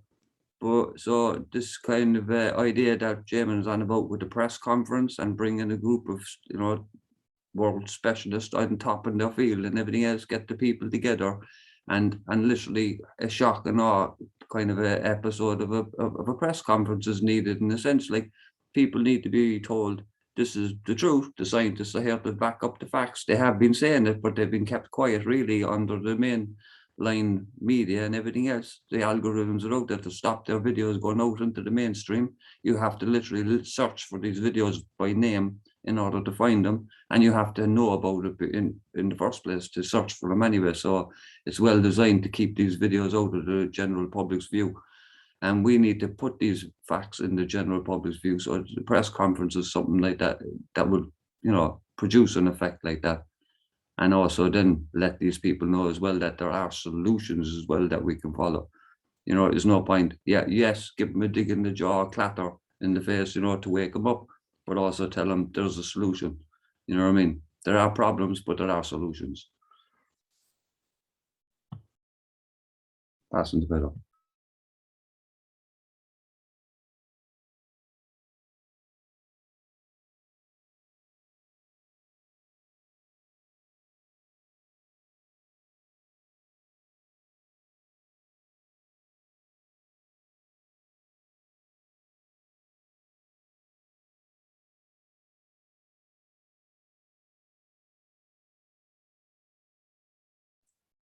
Walter, what you have written, search is the lure, not the product. Is it the cure, not the product?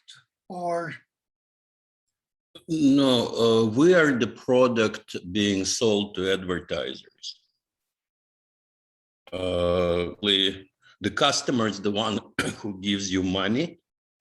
And so, you know, basically like you lay out some bait for. also lure is correct, yes. Yeah. Okay, I understand, yeah. And that's kind of interesting. All the rage about the likes of Facebook, which is hilarious to me. It's like the company that knows the most about us is Amazon. They actually know what we bought, when, with which credit was shipped. And compared one with of the companies that even know more in a certain way is UPS and things like that. No, UPS doesn't know what's in the box. No, but they know exactly the place where someone is. Exactly. Because Google doesn't know. Amazon tells them. But, you know, the cable companies know an awful lot about you. Yeah. Google certainly knows a boatload about exactly you were and what you were doing, which is kind of like amazing, because like law enforcement is at least supposed to get warrants for that. So to me, Facebook is actually the most innocuous of the bunch. You can actually survive without Facebook, believe it or not. And then like the worst case scenario is they watch what you click and they show you ads. That's the worst danger that you're exposed to. So yeah, it's really hilarious to me, just the degree of misunderstanding and how it percolates into, government policy, which basically shows that on one hand, they're as clueless as their constituents, that they basically will do whatever stupid thing constituency will respond to. So yeah, it's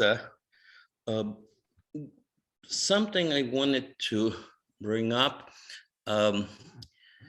We really cannot, out of hand, I refuse to dismiss half of this country's population and every bit of food and water and electricity that comes into the stores and the cities are brought in by the people who voted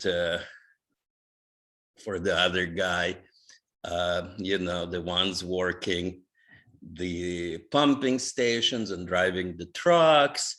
And in my experience, they are actually, first of all, they are majority of charitable donations in this country are made actually by poor people donating a few bucks rather than, those major. Well, now with the whole fit and build, it's all skewed, but the industry of charitable contributions to the tune of 300 billion a year in the US, more than half of that comes from rather poor people.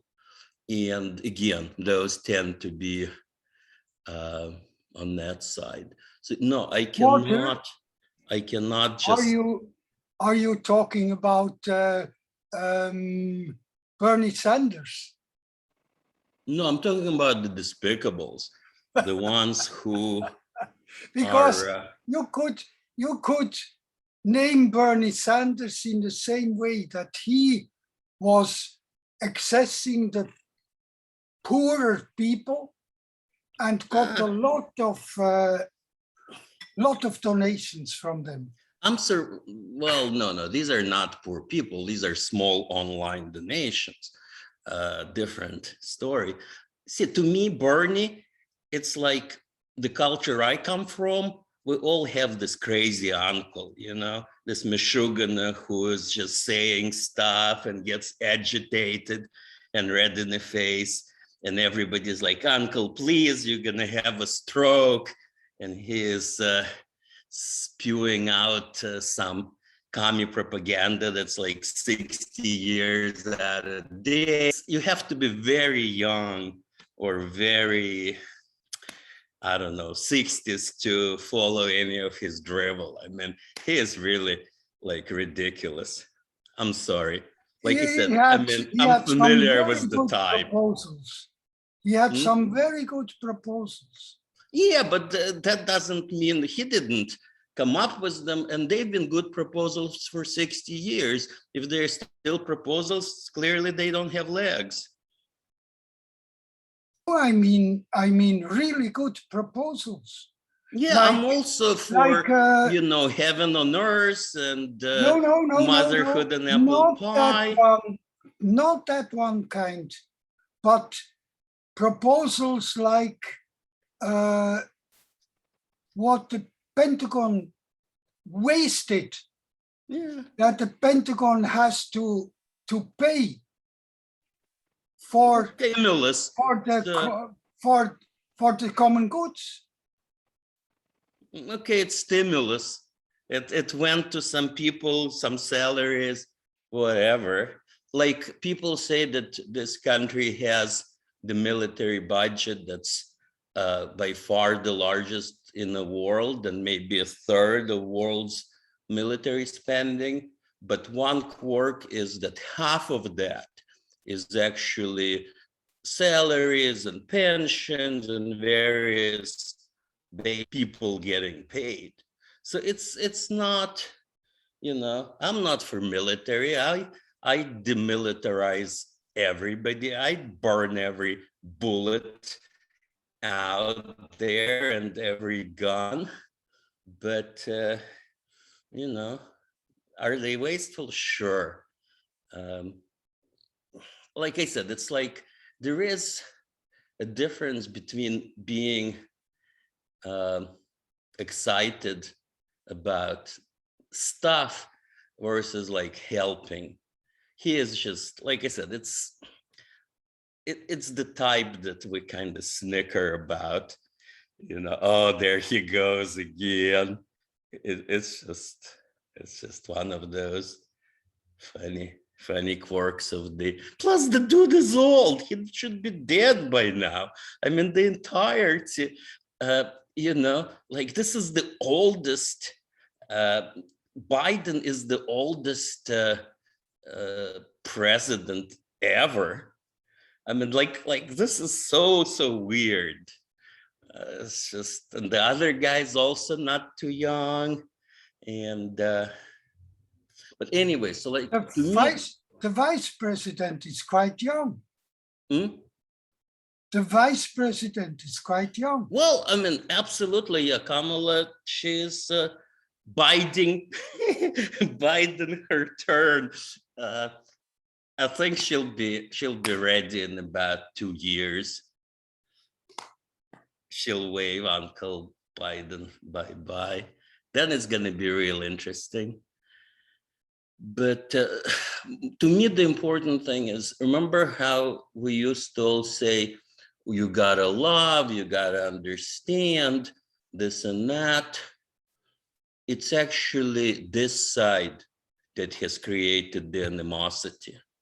It's this side that pronounced them despicable and have been poking fun at them and telling them how they don't believe this and are backwards like that.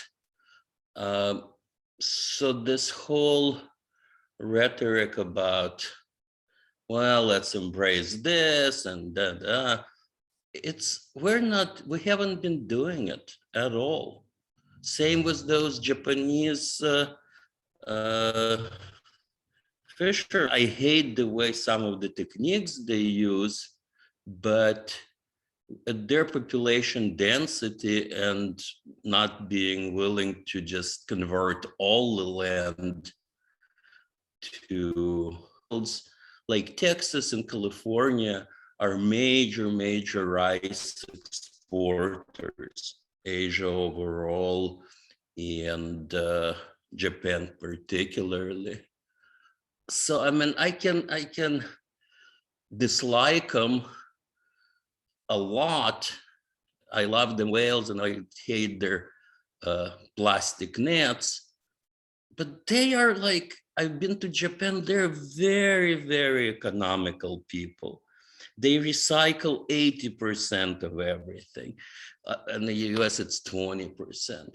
They truly don't eat a lot, you know? So to say, well, they don't really need all the seafood, can they afford to import even more? See, like this country is fortunate being food self-sufficient and actually being a major exporter.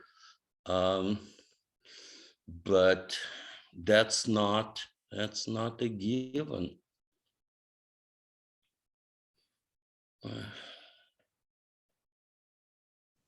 I mean, blaming other people is not a good idea, you know, particularly if what they do is determined not by malice, but them actually trying to survive best they know how. Yeah, if I may, Walter, I'm also really not into playing the blame game, right? We work with a lot of very prominent vegans here in this channel, and a lot of them are into animal rights, and they go and they protest and they do all kinds of very visible things, pointing the finger at different groups. My approach: simply feed everyone, make plant-based foods freely available to everyone as a basic human right. I'm not pointing any fingers. I'm just making food available, period. I think that those positive actions are going to have way more change, than trying to shame, a given farmer into stopping doing what they're doing, I don't see that as a very realistic vector for change. All the major producers, the huge conglomerates of agribusiness, all have organic divisions because it's the fastest growing component. It's like they will sell you whatever it is you're willing to buy. Here in California, oftentimes there isn't even a lot of, for locally grown stuff. For stuff that's imported, there could be 50 to 100% differential in organic produce. For local stuff during a bumper crop, sometimes it's just the same. You can get from this pile, which is, what is it, traditionally grown or organic, and they actually look the same.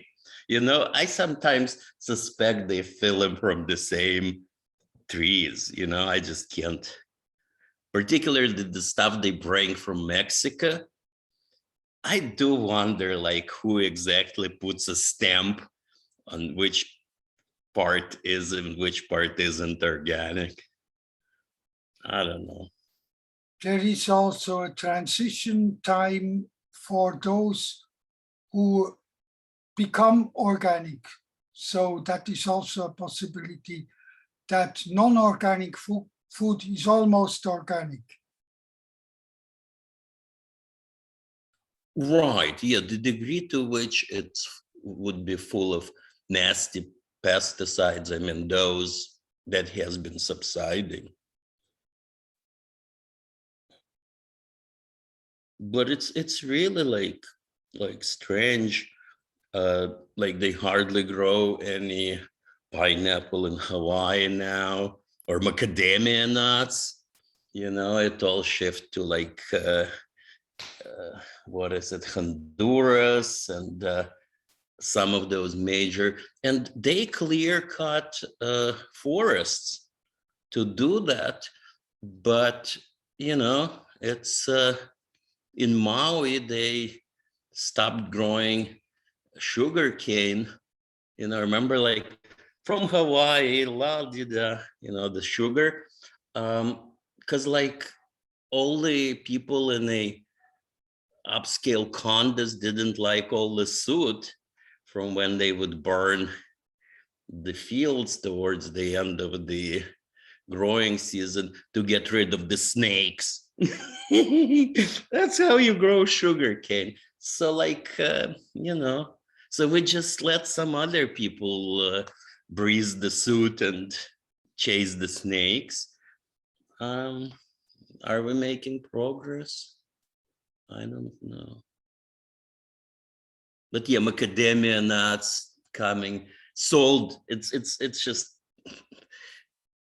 in Hawaii, in a store, some of the time now, you will buy pineapples and macadamia nut candy brought with the produce brought from South America. In California, we have produce coming from Mexico. It's just people are not willing to work or allocate water or deal with the migrant labor hangups. So we just let other people, do stuff.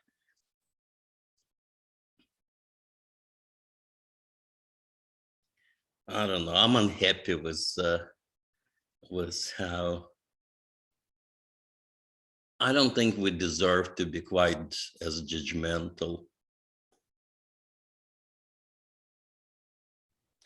Well, the point is we urgently need whole system radical transformation in order to survive and in order to save life on Earth. And the devil is in the details. And there are tens of thousands of individual changes, separate, sector by sector, product category by product category, changes and transformations that need to happen. Certain sectors need to shrink. And I mean, take like mink coats. Those used to be very popular, very prestigious, and now people are ashamed to wear them. for very good reasons, right? So They're farmed, man. Who cares? They're just shiny coated rats.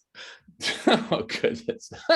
No, I hear what you're saying, but I believe that furs generally, I'd have to look at the specific economic data, but I would presume that consumption of any kind of furs in the United States is way down since the campaigns from the 80s, 90s, etc. So, Because these people campaigning couldn't bother to worry about children. Like what, 20 million children in this country don't get a breakfast? I No. mean, like, No. I'd Yeah. worry about that before the rats. Well, that's kind of my point, and is that by making nutritious plant-based foods a basic human right, 3 meals a day for everyone, right? We solve so many problems simultaneously, right? That's an example of a whole system transformation, right? That's really multiple transformations in one. And I think we need much more profound certifications, like I mentioned earlier, CCC, Certified Compassionate Companies. What's a compassionate company? The CCC standard that we're developing on Radish has 3 fundamental pillars. All profits go to eradicating hunger, to feeding everyone, plant-based foods. The second is that the companies must be ecologically transformational and regenerative in everything they do. And third is they must be socially transformational in everything they do. Now, those require very specific definitions. Standards are not an easy thing to develop and enforce and all that. So it's a big challenge, but at least we've established the goal, right? We rely on collective intelligence to bring together all the people, all the solutions, and ultimately ferret out all the details in all this. But right now, up until now, collective intelligence has largely, but not entirely, been something that privileged people are able to engage in, right? Who have the time, who can dedicate the time to this. And I believe we'll see a virtuous cycle as we provision basic human needs and transform those into basic human rights. Then more people will have more time. They'll say, well, where did this come from? Well, it came from this collective intelligence effort, right? That came up with the ideas and the specific solutions and the volunteers, et cetera. Many of those folks will volunteer, both in the food distribution programs as well as in the collective intelligence that's generating the solutions in the first place. So all of this is going to require sustained long-term commitment and great marketing, great information dissemination. That's why we're here on Dear Umair, talking with Umair and his audience and inviting everyone to come and participate. Miranda, great to see you. How you doing, and how's Kitty doing? I know you got your hands full, so no need to answer right away. Doing well. I'm just listening and processing. Very good, very good. Yeah, there's a lot to process here. Thanks, Miranda. Thank you so much for being here. The divine feminine is in the house. Yeah. And some animal life too. Yeah, the divine feline.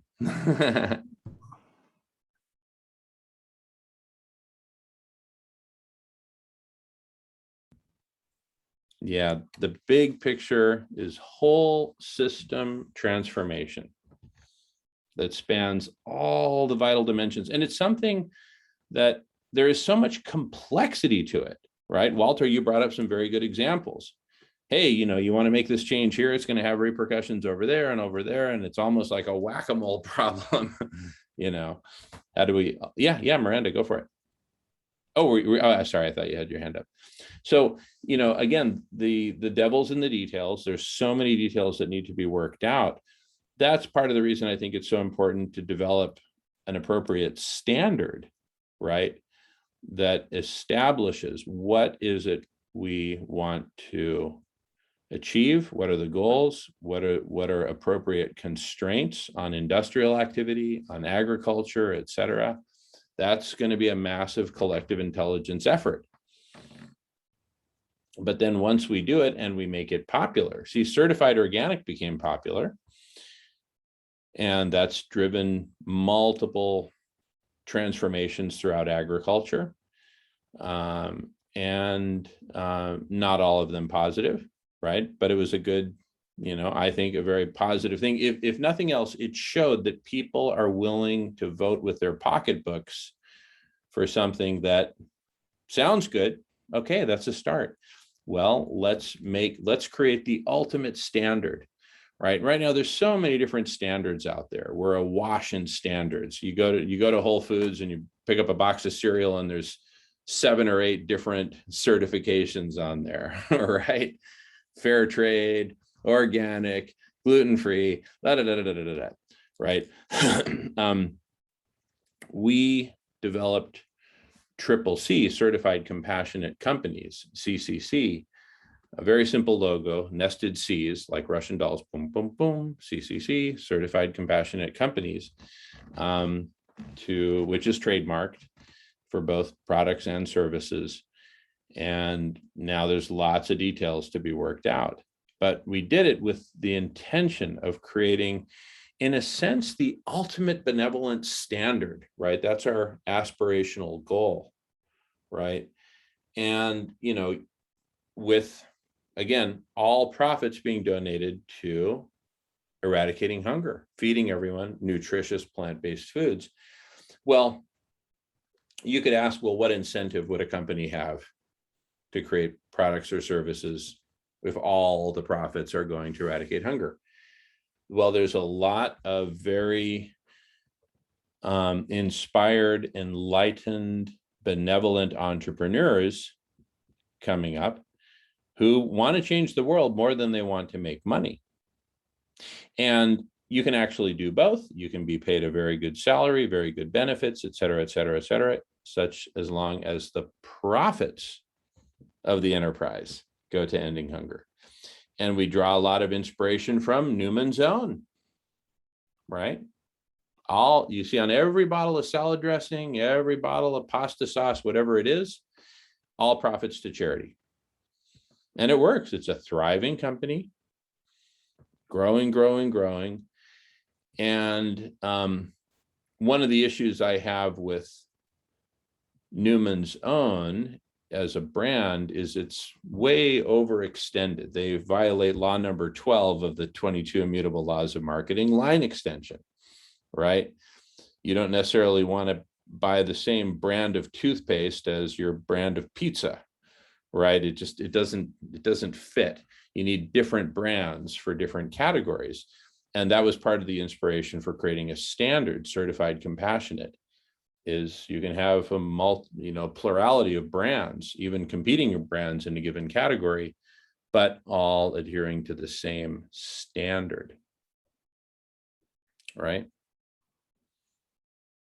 Certified compassionate. Anyway, that's just one vector of the whole system transformation.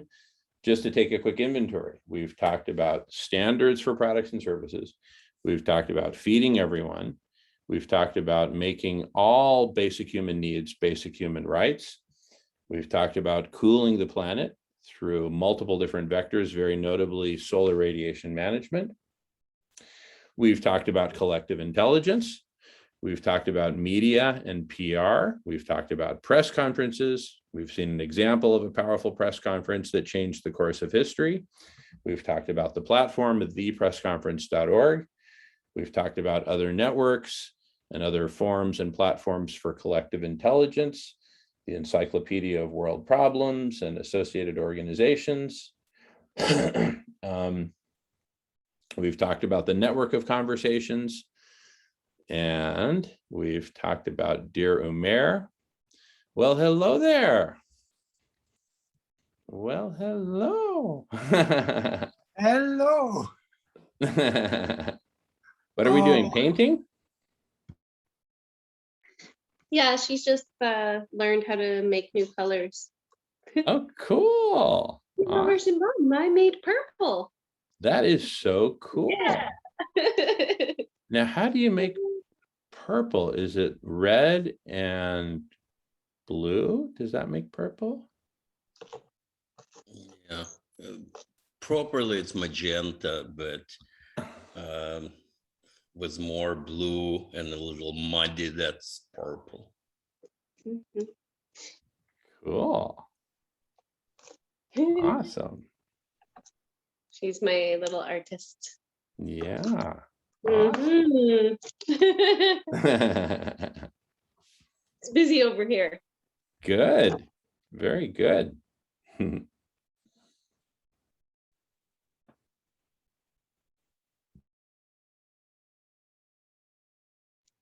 That was a nice addition to the humor. Yeah. That's Here's the right. Here's the purple. Yeah, she likes to listen. Good. Oh, awesome. In the background, she's like, what do they mean? Ah, super cool. Yeah, there are a number of folks who like to listen in to Dear Umair, especially when we're doing kind of our late night segments. The people will be listening in. I mean, it's one of the vectors for transformation, for whole system transformation, conversation, and building off of Umair's great writings. So many different solutions, platforms, vectors for whole system transformation.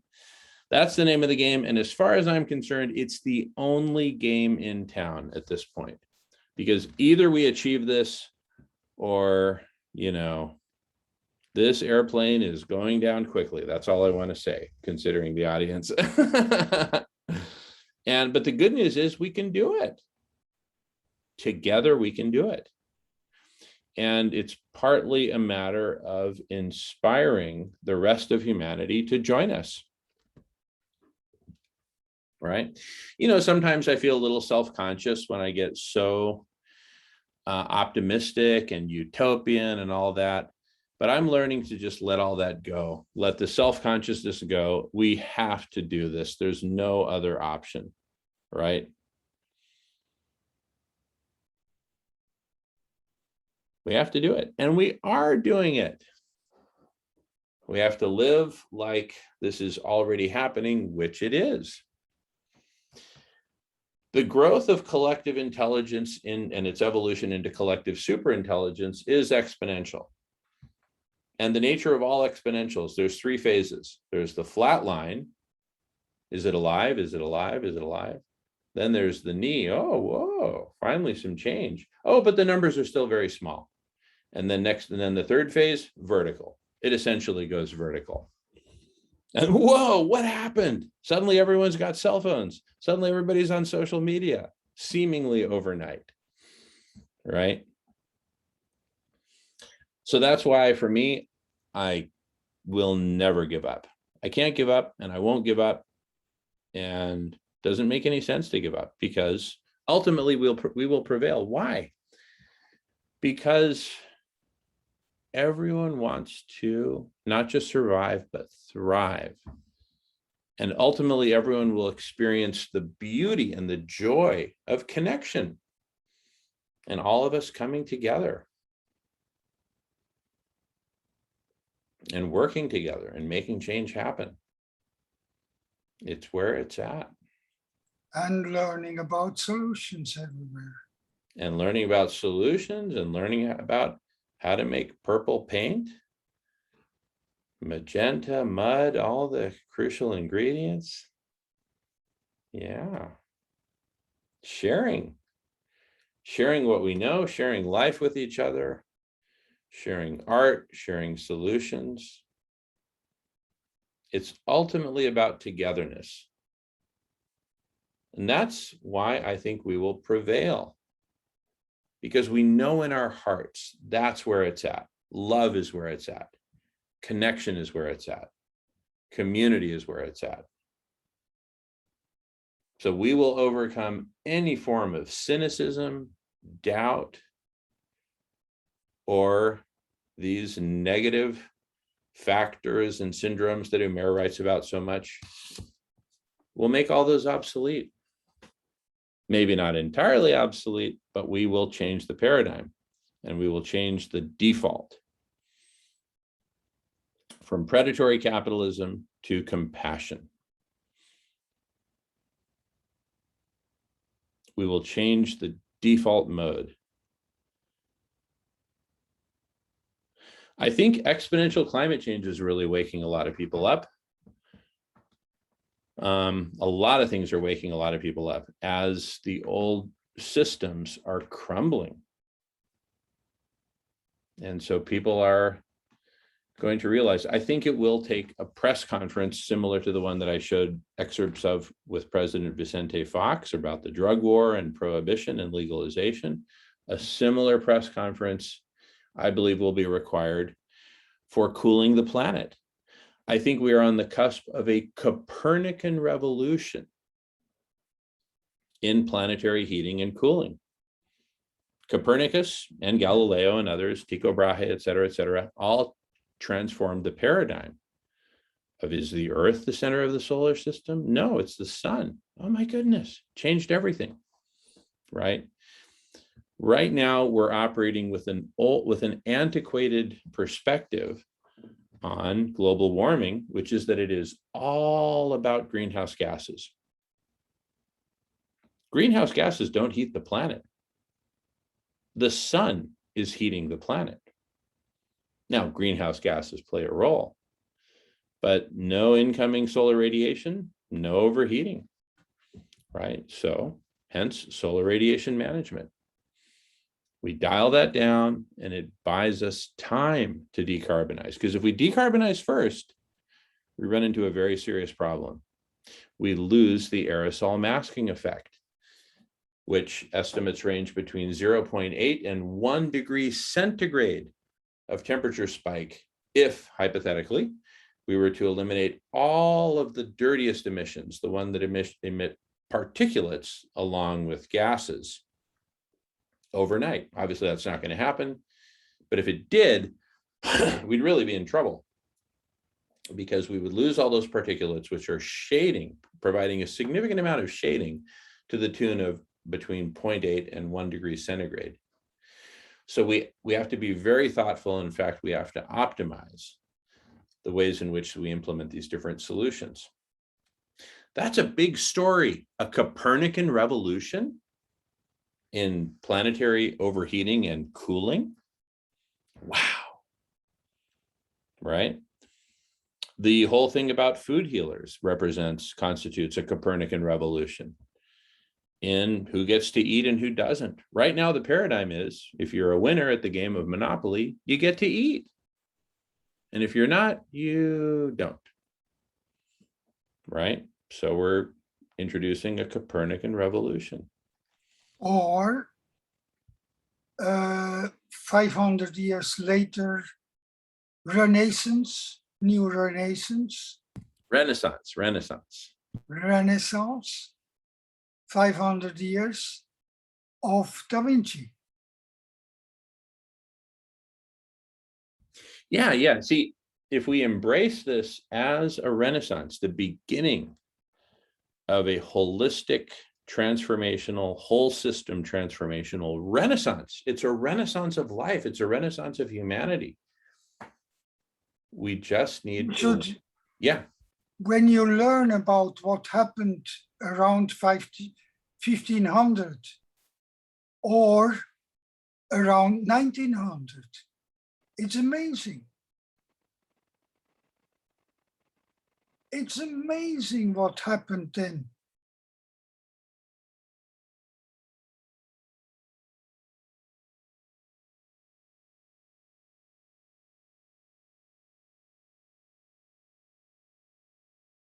Complete shifts. But then came wars again.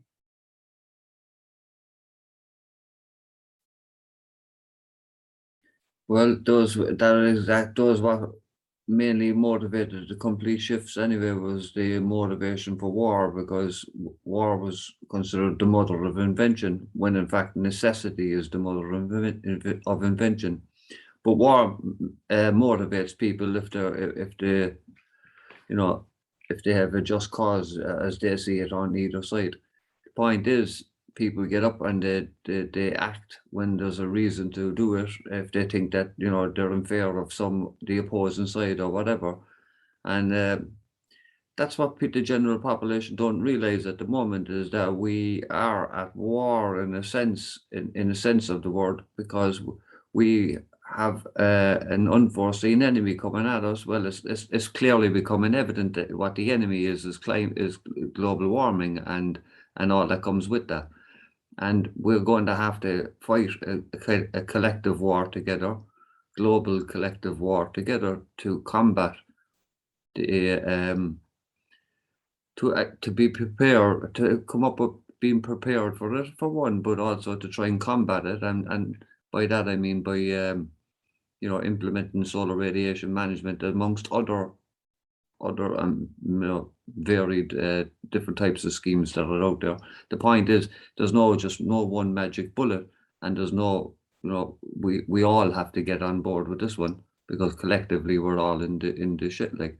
So that's yeah, that's basically it. I'll leave it at that.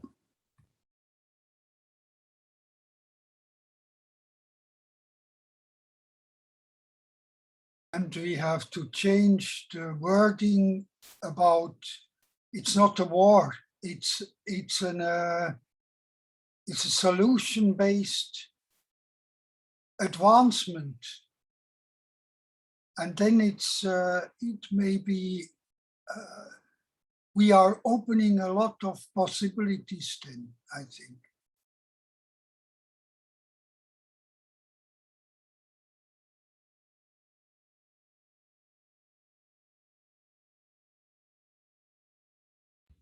You know, it's interesting. We're talking about, you know, what is it? Is it a war? Is it a solution-based advancement? Is it a whole system transformation? That's why I simply refer to it as the benevolent hyperobject.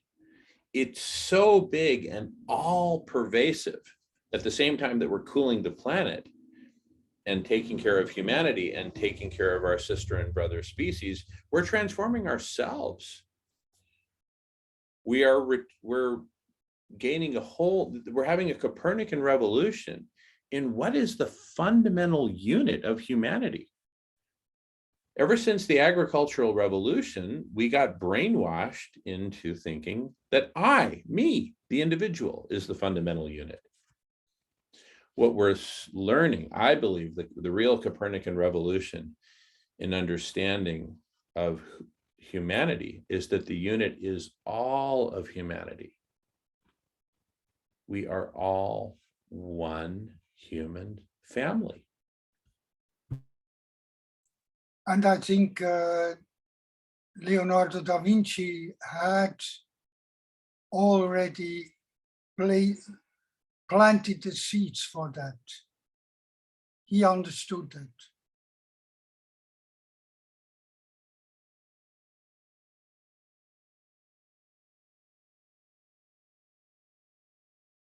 And others before, like when you go to India, long time before, there are some, Iran has had some absolutely marvelous, inspirational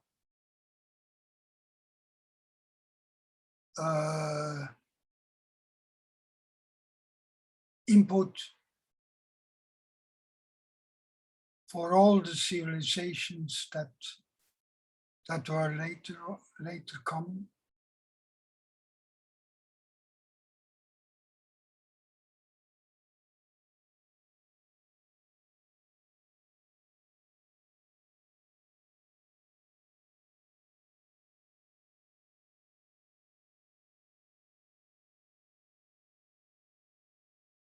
I would say it even goes a little further than that, it's not just that we have to realize we are all We are all one. Yes, we are all. We definitely have to realize that.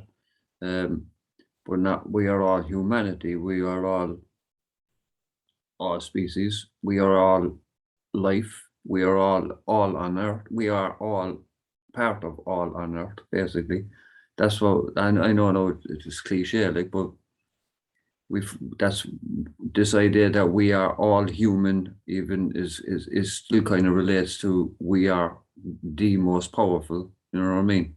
So we're not like, we're proving ourselves to be the most ignorant and stupid of all species on the planet, really, because we're the only ones that have gotten out of sync with synthesis, you know what I mean? We're completely out of sync with our world, and we use it for profit, and simple as that. We just rape and plunder it, and each other along the way, because it's winner gets all, and that's the attitude. So it's a question. We're at the stage, we're at the cusp, as I said in another conversation, where, and you know, I heard Rupert Reed in another conversation recently, Professor Rupert Reed, saying that he was one of the founders of Extinction Rebellion, and he was in the same terminology as we use here, and as the Catalyst Network was based on. He was used saying that humanity is coming at the catalyst stage again. Like he was saying that we can either emerge from this as the butterfly or you know, something much different, like, and that is where we are at the moment. We are on the cusp of change. Whether we like it or not, we are on the cusp of change. But it's now down to us to decide what type of change we want, and what type of you know, life do we want on the other side of it. Do we want that butterfly life and you know, I dare I say utopian type of life, but I would say more or less like a decent life for all, as Jamin is saying. You know, but we only need a decent life and to be happy. We don't really need it's struggle that brings misery into us and everything else. But I know there's other reasons for it. But point is, we're on the cusp of change, whether we like it or not. So we need to figure out what our choices are, and that's what we need to figure out, is getting that out to the public, the general public. They have to be aware of what the problem is, and then what are the choices.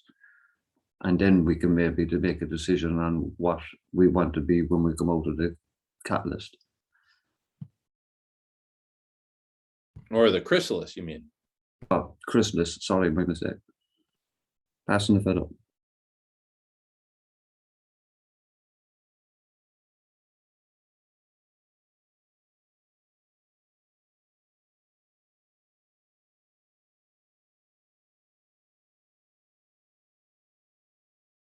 That's one beautiful story, the caterpillar becoming the butterfly.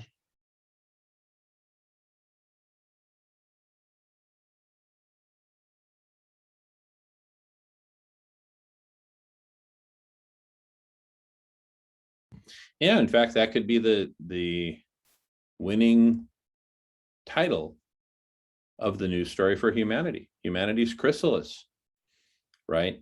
As things are falling apart, we can look at it as a crisis, a tragedy, or an opportunity. Of course, if you are in agriculture, then those are nasty pests, and that's exactly what pesticides are for, is those nasty insects that will, you let them go, they will leave your, you know, your region very hungry.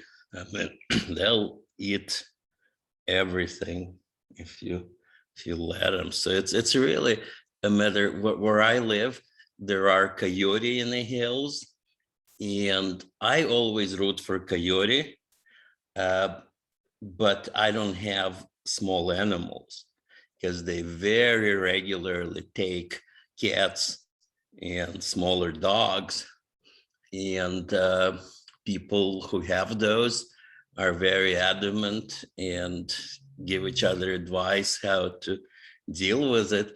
To me, it's like, whatever. I think they're kind of adorable, proud creatures, except me, and they make a ruckus at night. Boy, they can get loud. And there is even an occasional bobcat. And so, yeah, man, it really, really depends. If I had a chicken coop outside, I'd be seriously considering defensive measures that need be would kill the bobcat, you know? So it really is very much a matter of what one's commitments are, what one's, you know, what one's responsible for.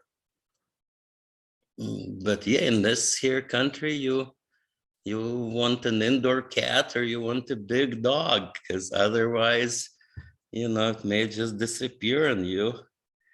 And these guys are so efficient, they don't even leave any kind of bloody carcass or anything. They just, creatures just no longer to be seen.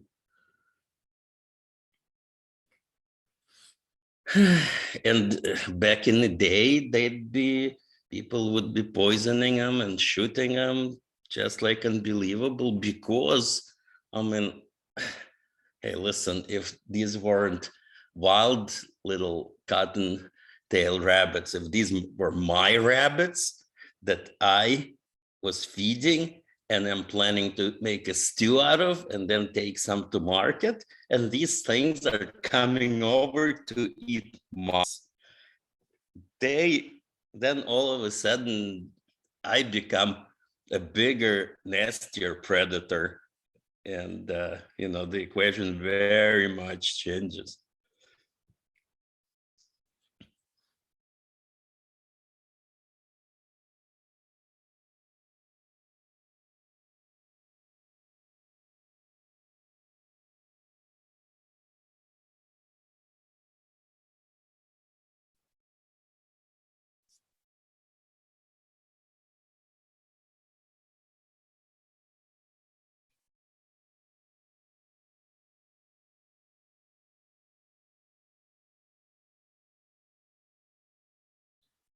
What I'd be interested in, as you know, is change the way we build and kind of, you know, energize our homes.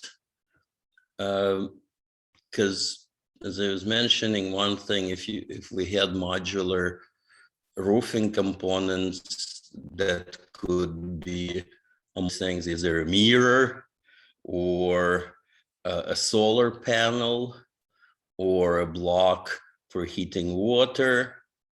And some of them maybe you can turn on and off and not use wood, but use steel beams and put in some real good insulation, which we know how to do, but we don't buy. Like right now, housing starts in the US are screeching because they cannot get the building materials. All, you know, they're out of timber and wood, construction wood, which is like, okay, you know what? It's actually not necessary to use, you know, 2x4s for framing. And, but it's just so much more familiar. It's more expensive. In the case of a fire, you should see here in California, when there is a fire, some neighborhoods are reduced. So the lawn is still green. And then in the middle, there is this charred section. And so maybe a fireplace and a few copper pipes.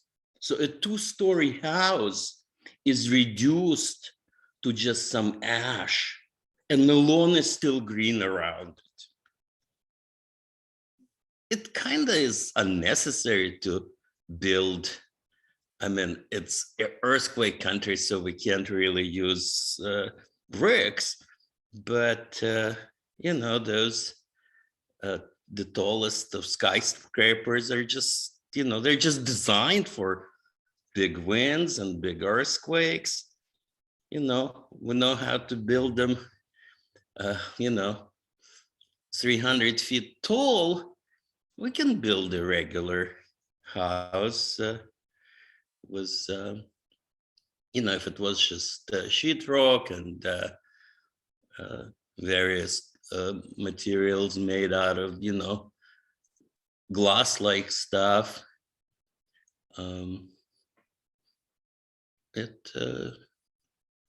For all I know, they could make insulation out of. Right now, they don't have an effective way of recycling plastic bags. They're kind of like very thin and flimsy, and there isn't much weight in there. They can deal better with like bottles and stuff. Well, for all I know, they could shred them into insulation, Just put in an inch of shredded bags between 2 layers of sheetrock. There is, and for heating and cooling, if you think about the temperature differential between your southern side and northern side, and you can get some serious airflow in this as well. It's just that some of the time you need to move your heat in one direction, other times in the other direction. And when it's more extreme, it's kind of like a hybrid, right? That you can run, that there is a range of conditions you can just deal with by moving air around.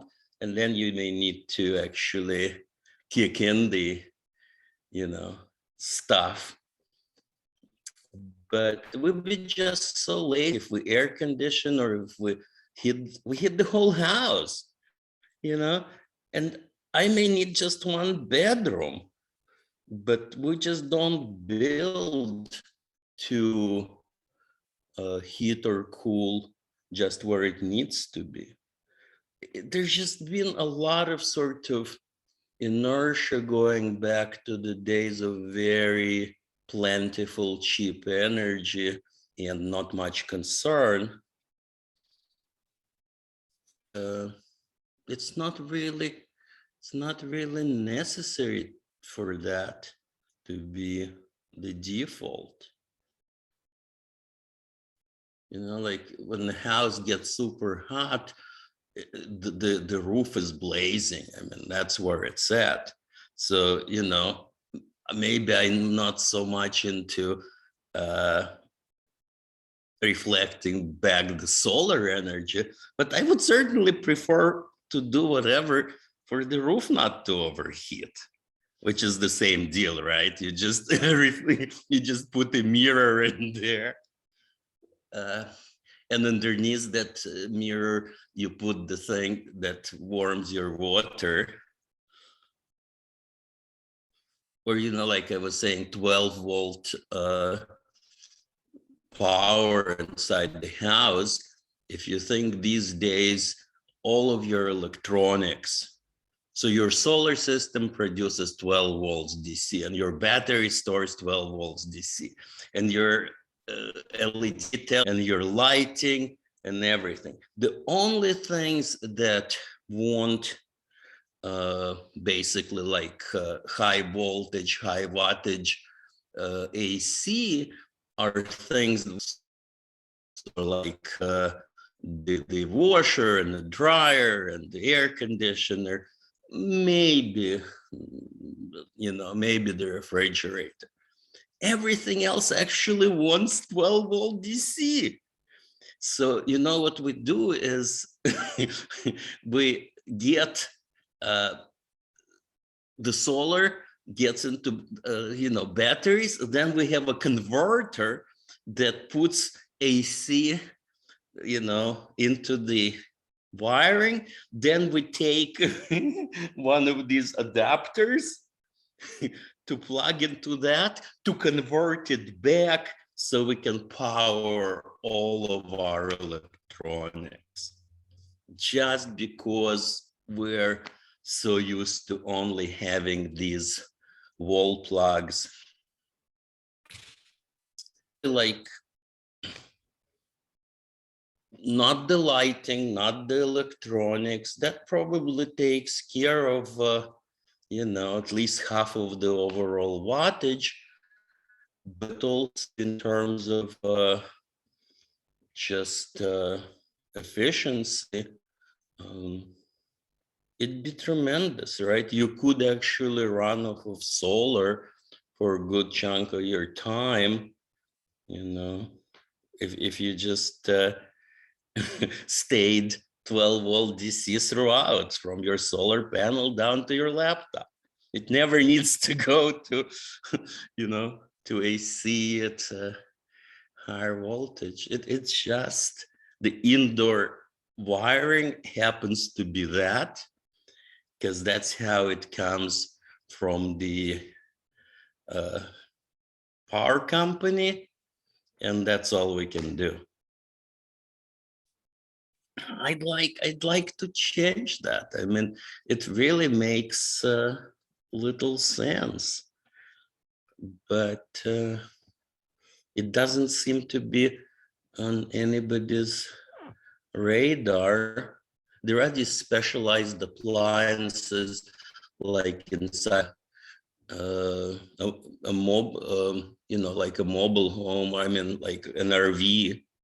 So there you have these televisions and stuff that are special because they actually are designed to run off of a battery, because they don't have a choice, right? So when it comes down, then they have a little refrigerator that runs off of the propane tank, and TV that runs off of the battery, and it's all like imminently, if the circumstances force people.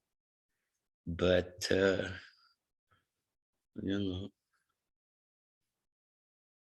it's kind of like, I'd love to be able to collaborate with people on that, what it would take. Because like some of the circuits, it may be just a matter of figuring out at the switch box which circuits are what, and the ones that are specifically lighting or specifically, whatever, some of the wall sockets, just rewire them for 12-volt DC right there, put in a different thing. And we kind of have, right? We have like for the cell phone, we have a thing that goes into the cigarette lighter. I mean, that's the circuit that will take, 12-volt and produce whatever the cell phone needs. Or actually, I've been just looking at those. There are these 45-watt super extra strong charger things.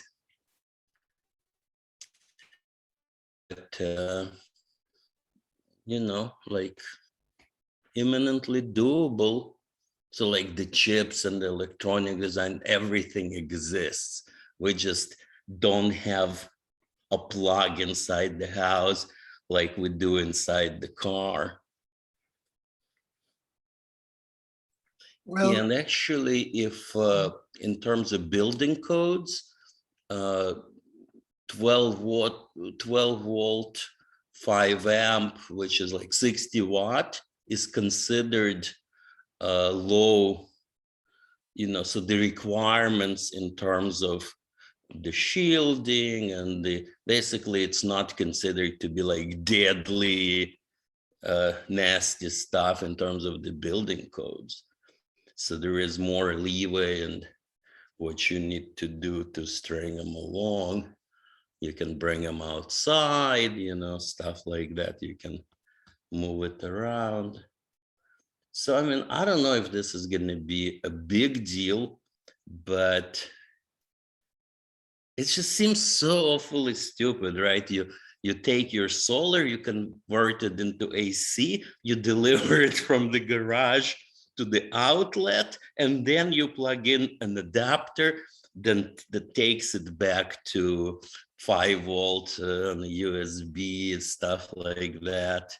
You know, just because there isn't the wire from the garage to in the chargers, right? Your charger that you get with your laptop is specifically that. Well, in China, would they know how to do a charger that does this other thing? Sure, man.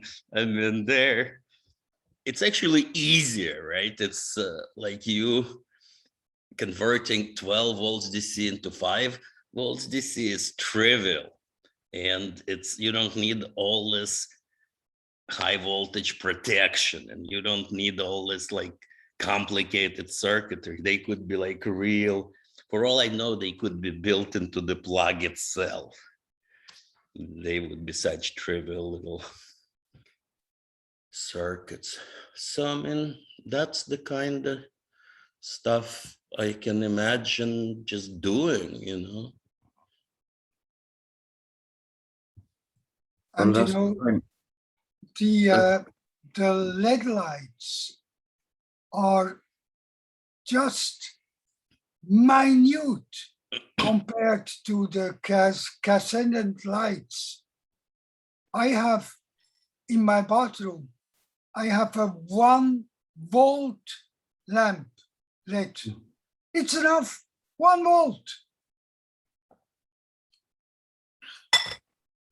Sure. It's just unbelievable.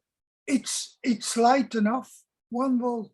Sure, well, they're about LEDs, and they keep improving. I mean, the ones we get today are maybe whatever, let's say 60% efficient in converting electricity into light.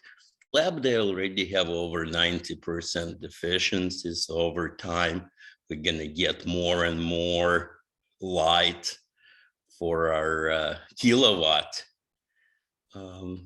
They don't heat up. They don't blow up. It's like, and it's actually like an extra effort well, LEDs actually need very few volts of electricity. They are like less than 2. So it actually takes too much, you know, a lot of unnecessary circuitry to convert and to do the protection on the side to get, you know, down to 2 volts. And it's good for 10,000 hours. Well, yeah, because there is no heat, there is no requirement with vacuum, there is nothing, you know, there isn't much of anything to burn out. I mean, the little junction, the little semiconductor junction will heat up a little bit. Well, I mean, if you drive it to produce a lot of light, it will heat up more, but yeah, by now they crank them out on the cheap. That's the thing, you know. And you know, one of the things why it took off is that China said, we want to have this technology. So they invested in it. Sure, yeah. And that made the difference. Well, they're a net importer of the energy. They pump maybe half of their oil consumption and majority of their coal consumption, but still they import a bunch. So they were very much motivated, and they're no fans of air pollution either.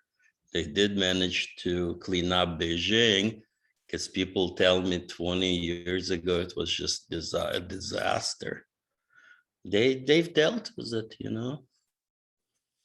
Yeah, Brought right. out power, and now there is a big push for electric cars. The chairman said you know, party says electric cars, they're gonna do electric cars. You know, they're kind of like, there is this assumption that commies are bad at stuff. It's not Chinese commies, you know, they seem to be doing just great. Well, they will also put down people in Hong Kong and the rest of the country.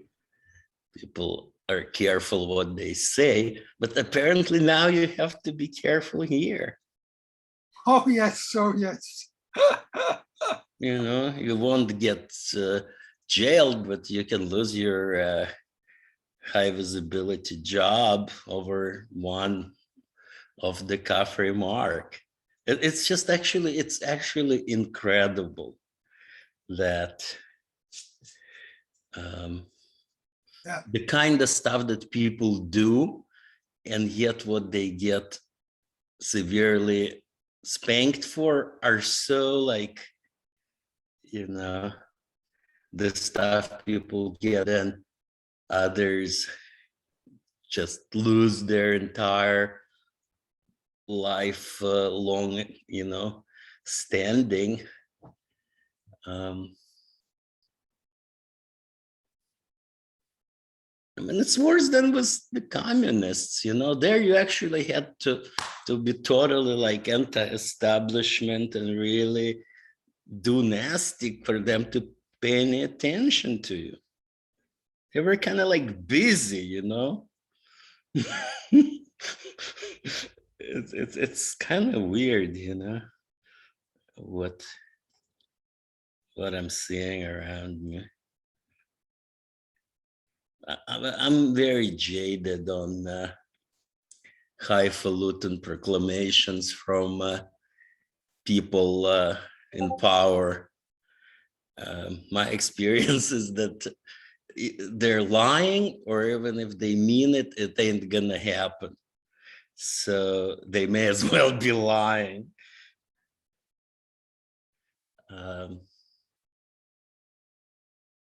Talking about Bernie.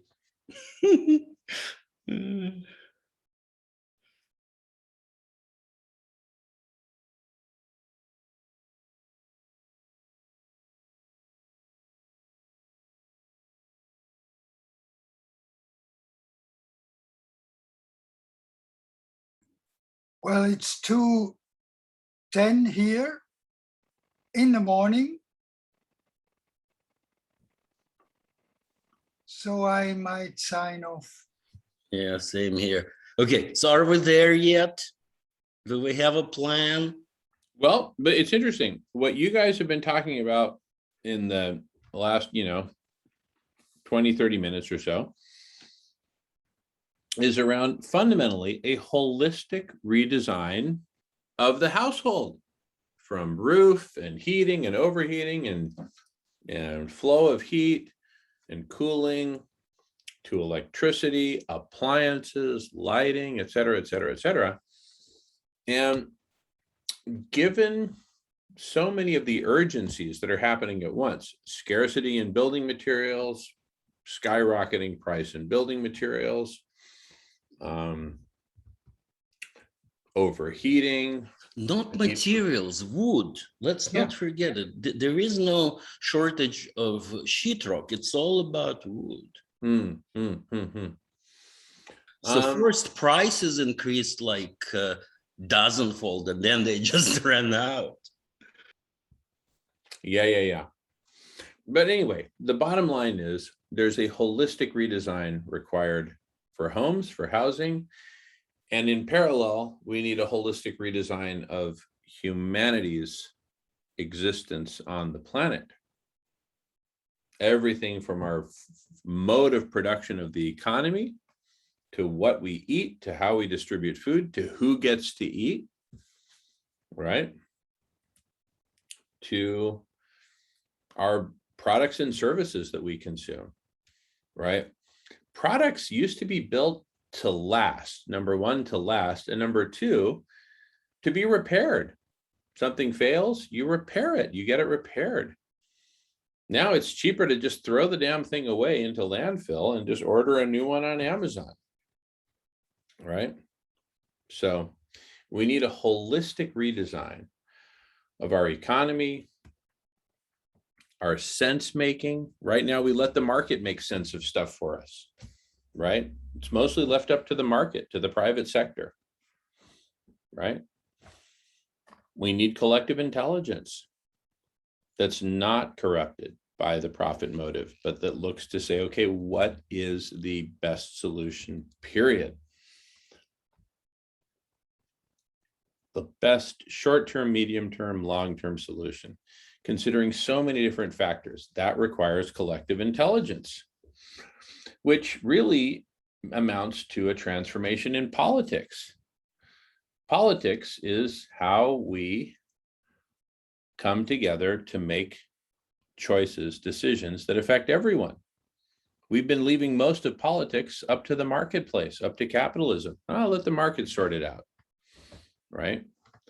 Now we're talking about applying collective intelligence, evolving towards collective superintelligence to make intelligent choices that consider all of the ripple effects, not just how much does something cost, or what's it going to cost me financially. One simple metric and a very lowest common denominator criterion: cost. Cost today, right now. What's it going to cost me right now to get this need met? So all of this beckons for collective intelligence to do a holistic redesign of all of life on Earth. Is it vastly complex? Sure. So be it. We have the technology and we have the numbers of people, billions, there's now 8 billion of us, to take on these vast challenges.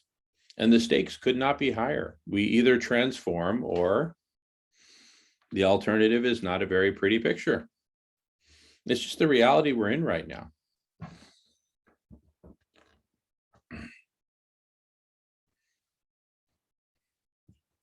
Whole system transformation powered by collective intelligence, powered in turn by the benevolent hyperobject that we've been talking about. Extinct or rebel. Rebel and transform or go extinct. Exactly. So yes, we can do it. Yes, we can. And today we've talked about so many different aspects of it, right? One of which is, hey, Umair. Hi, Umair. We haven't forgotten about you. Join us, Umair, and your wonderful, awesome audience. Join us. We meet every Monday at 1 p.m. Pacific time and every Friday at 5 p.m. Pacific time for another segment of Dear Umair.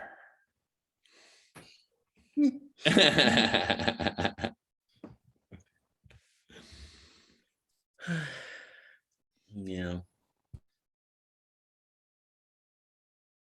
Well, this Okay. was fun. This was good. Thank you Yeah, very much. See you absolutely. next time. I cannot guarantee as protracted of a participation, but this is actually kind of more fun than the totalitarian thing, you know? Yeah, well, everything has its place, and so we like having a diversity of programming here on The Conversation. But yeah, I love Dear Umair. It's awesome because we have a super cool article that gets us started, and then we look for solutions. And so it's all good. Well, thank you. Thank you all. Thank you, Fried. Thank you, Walter. Thank you, James. Thank you, Alan, Tejas, Miranda, Stan, everyone who's been participating. It's been a super cool Dear Umair. And thank you, Umair, for getting us started, kicking us off, and keeping us inspired. Yeah, it's been a great conversation, and I particularly enjoyed Umair's article as well there now, and it sparked up a lot of conversation there as well. And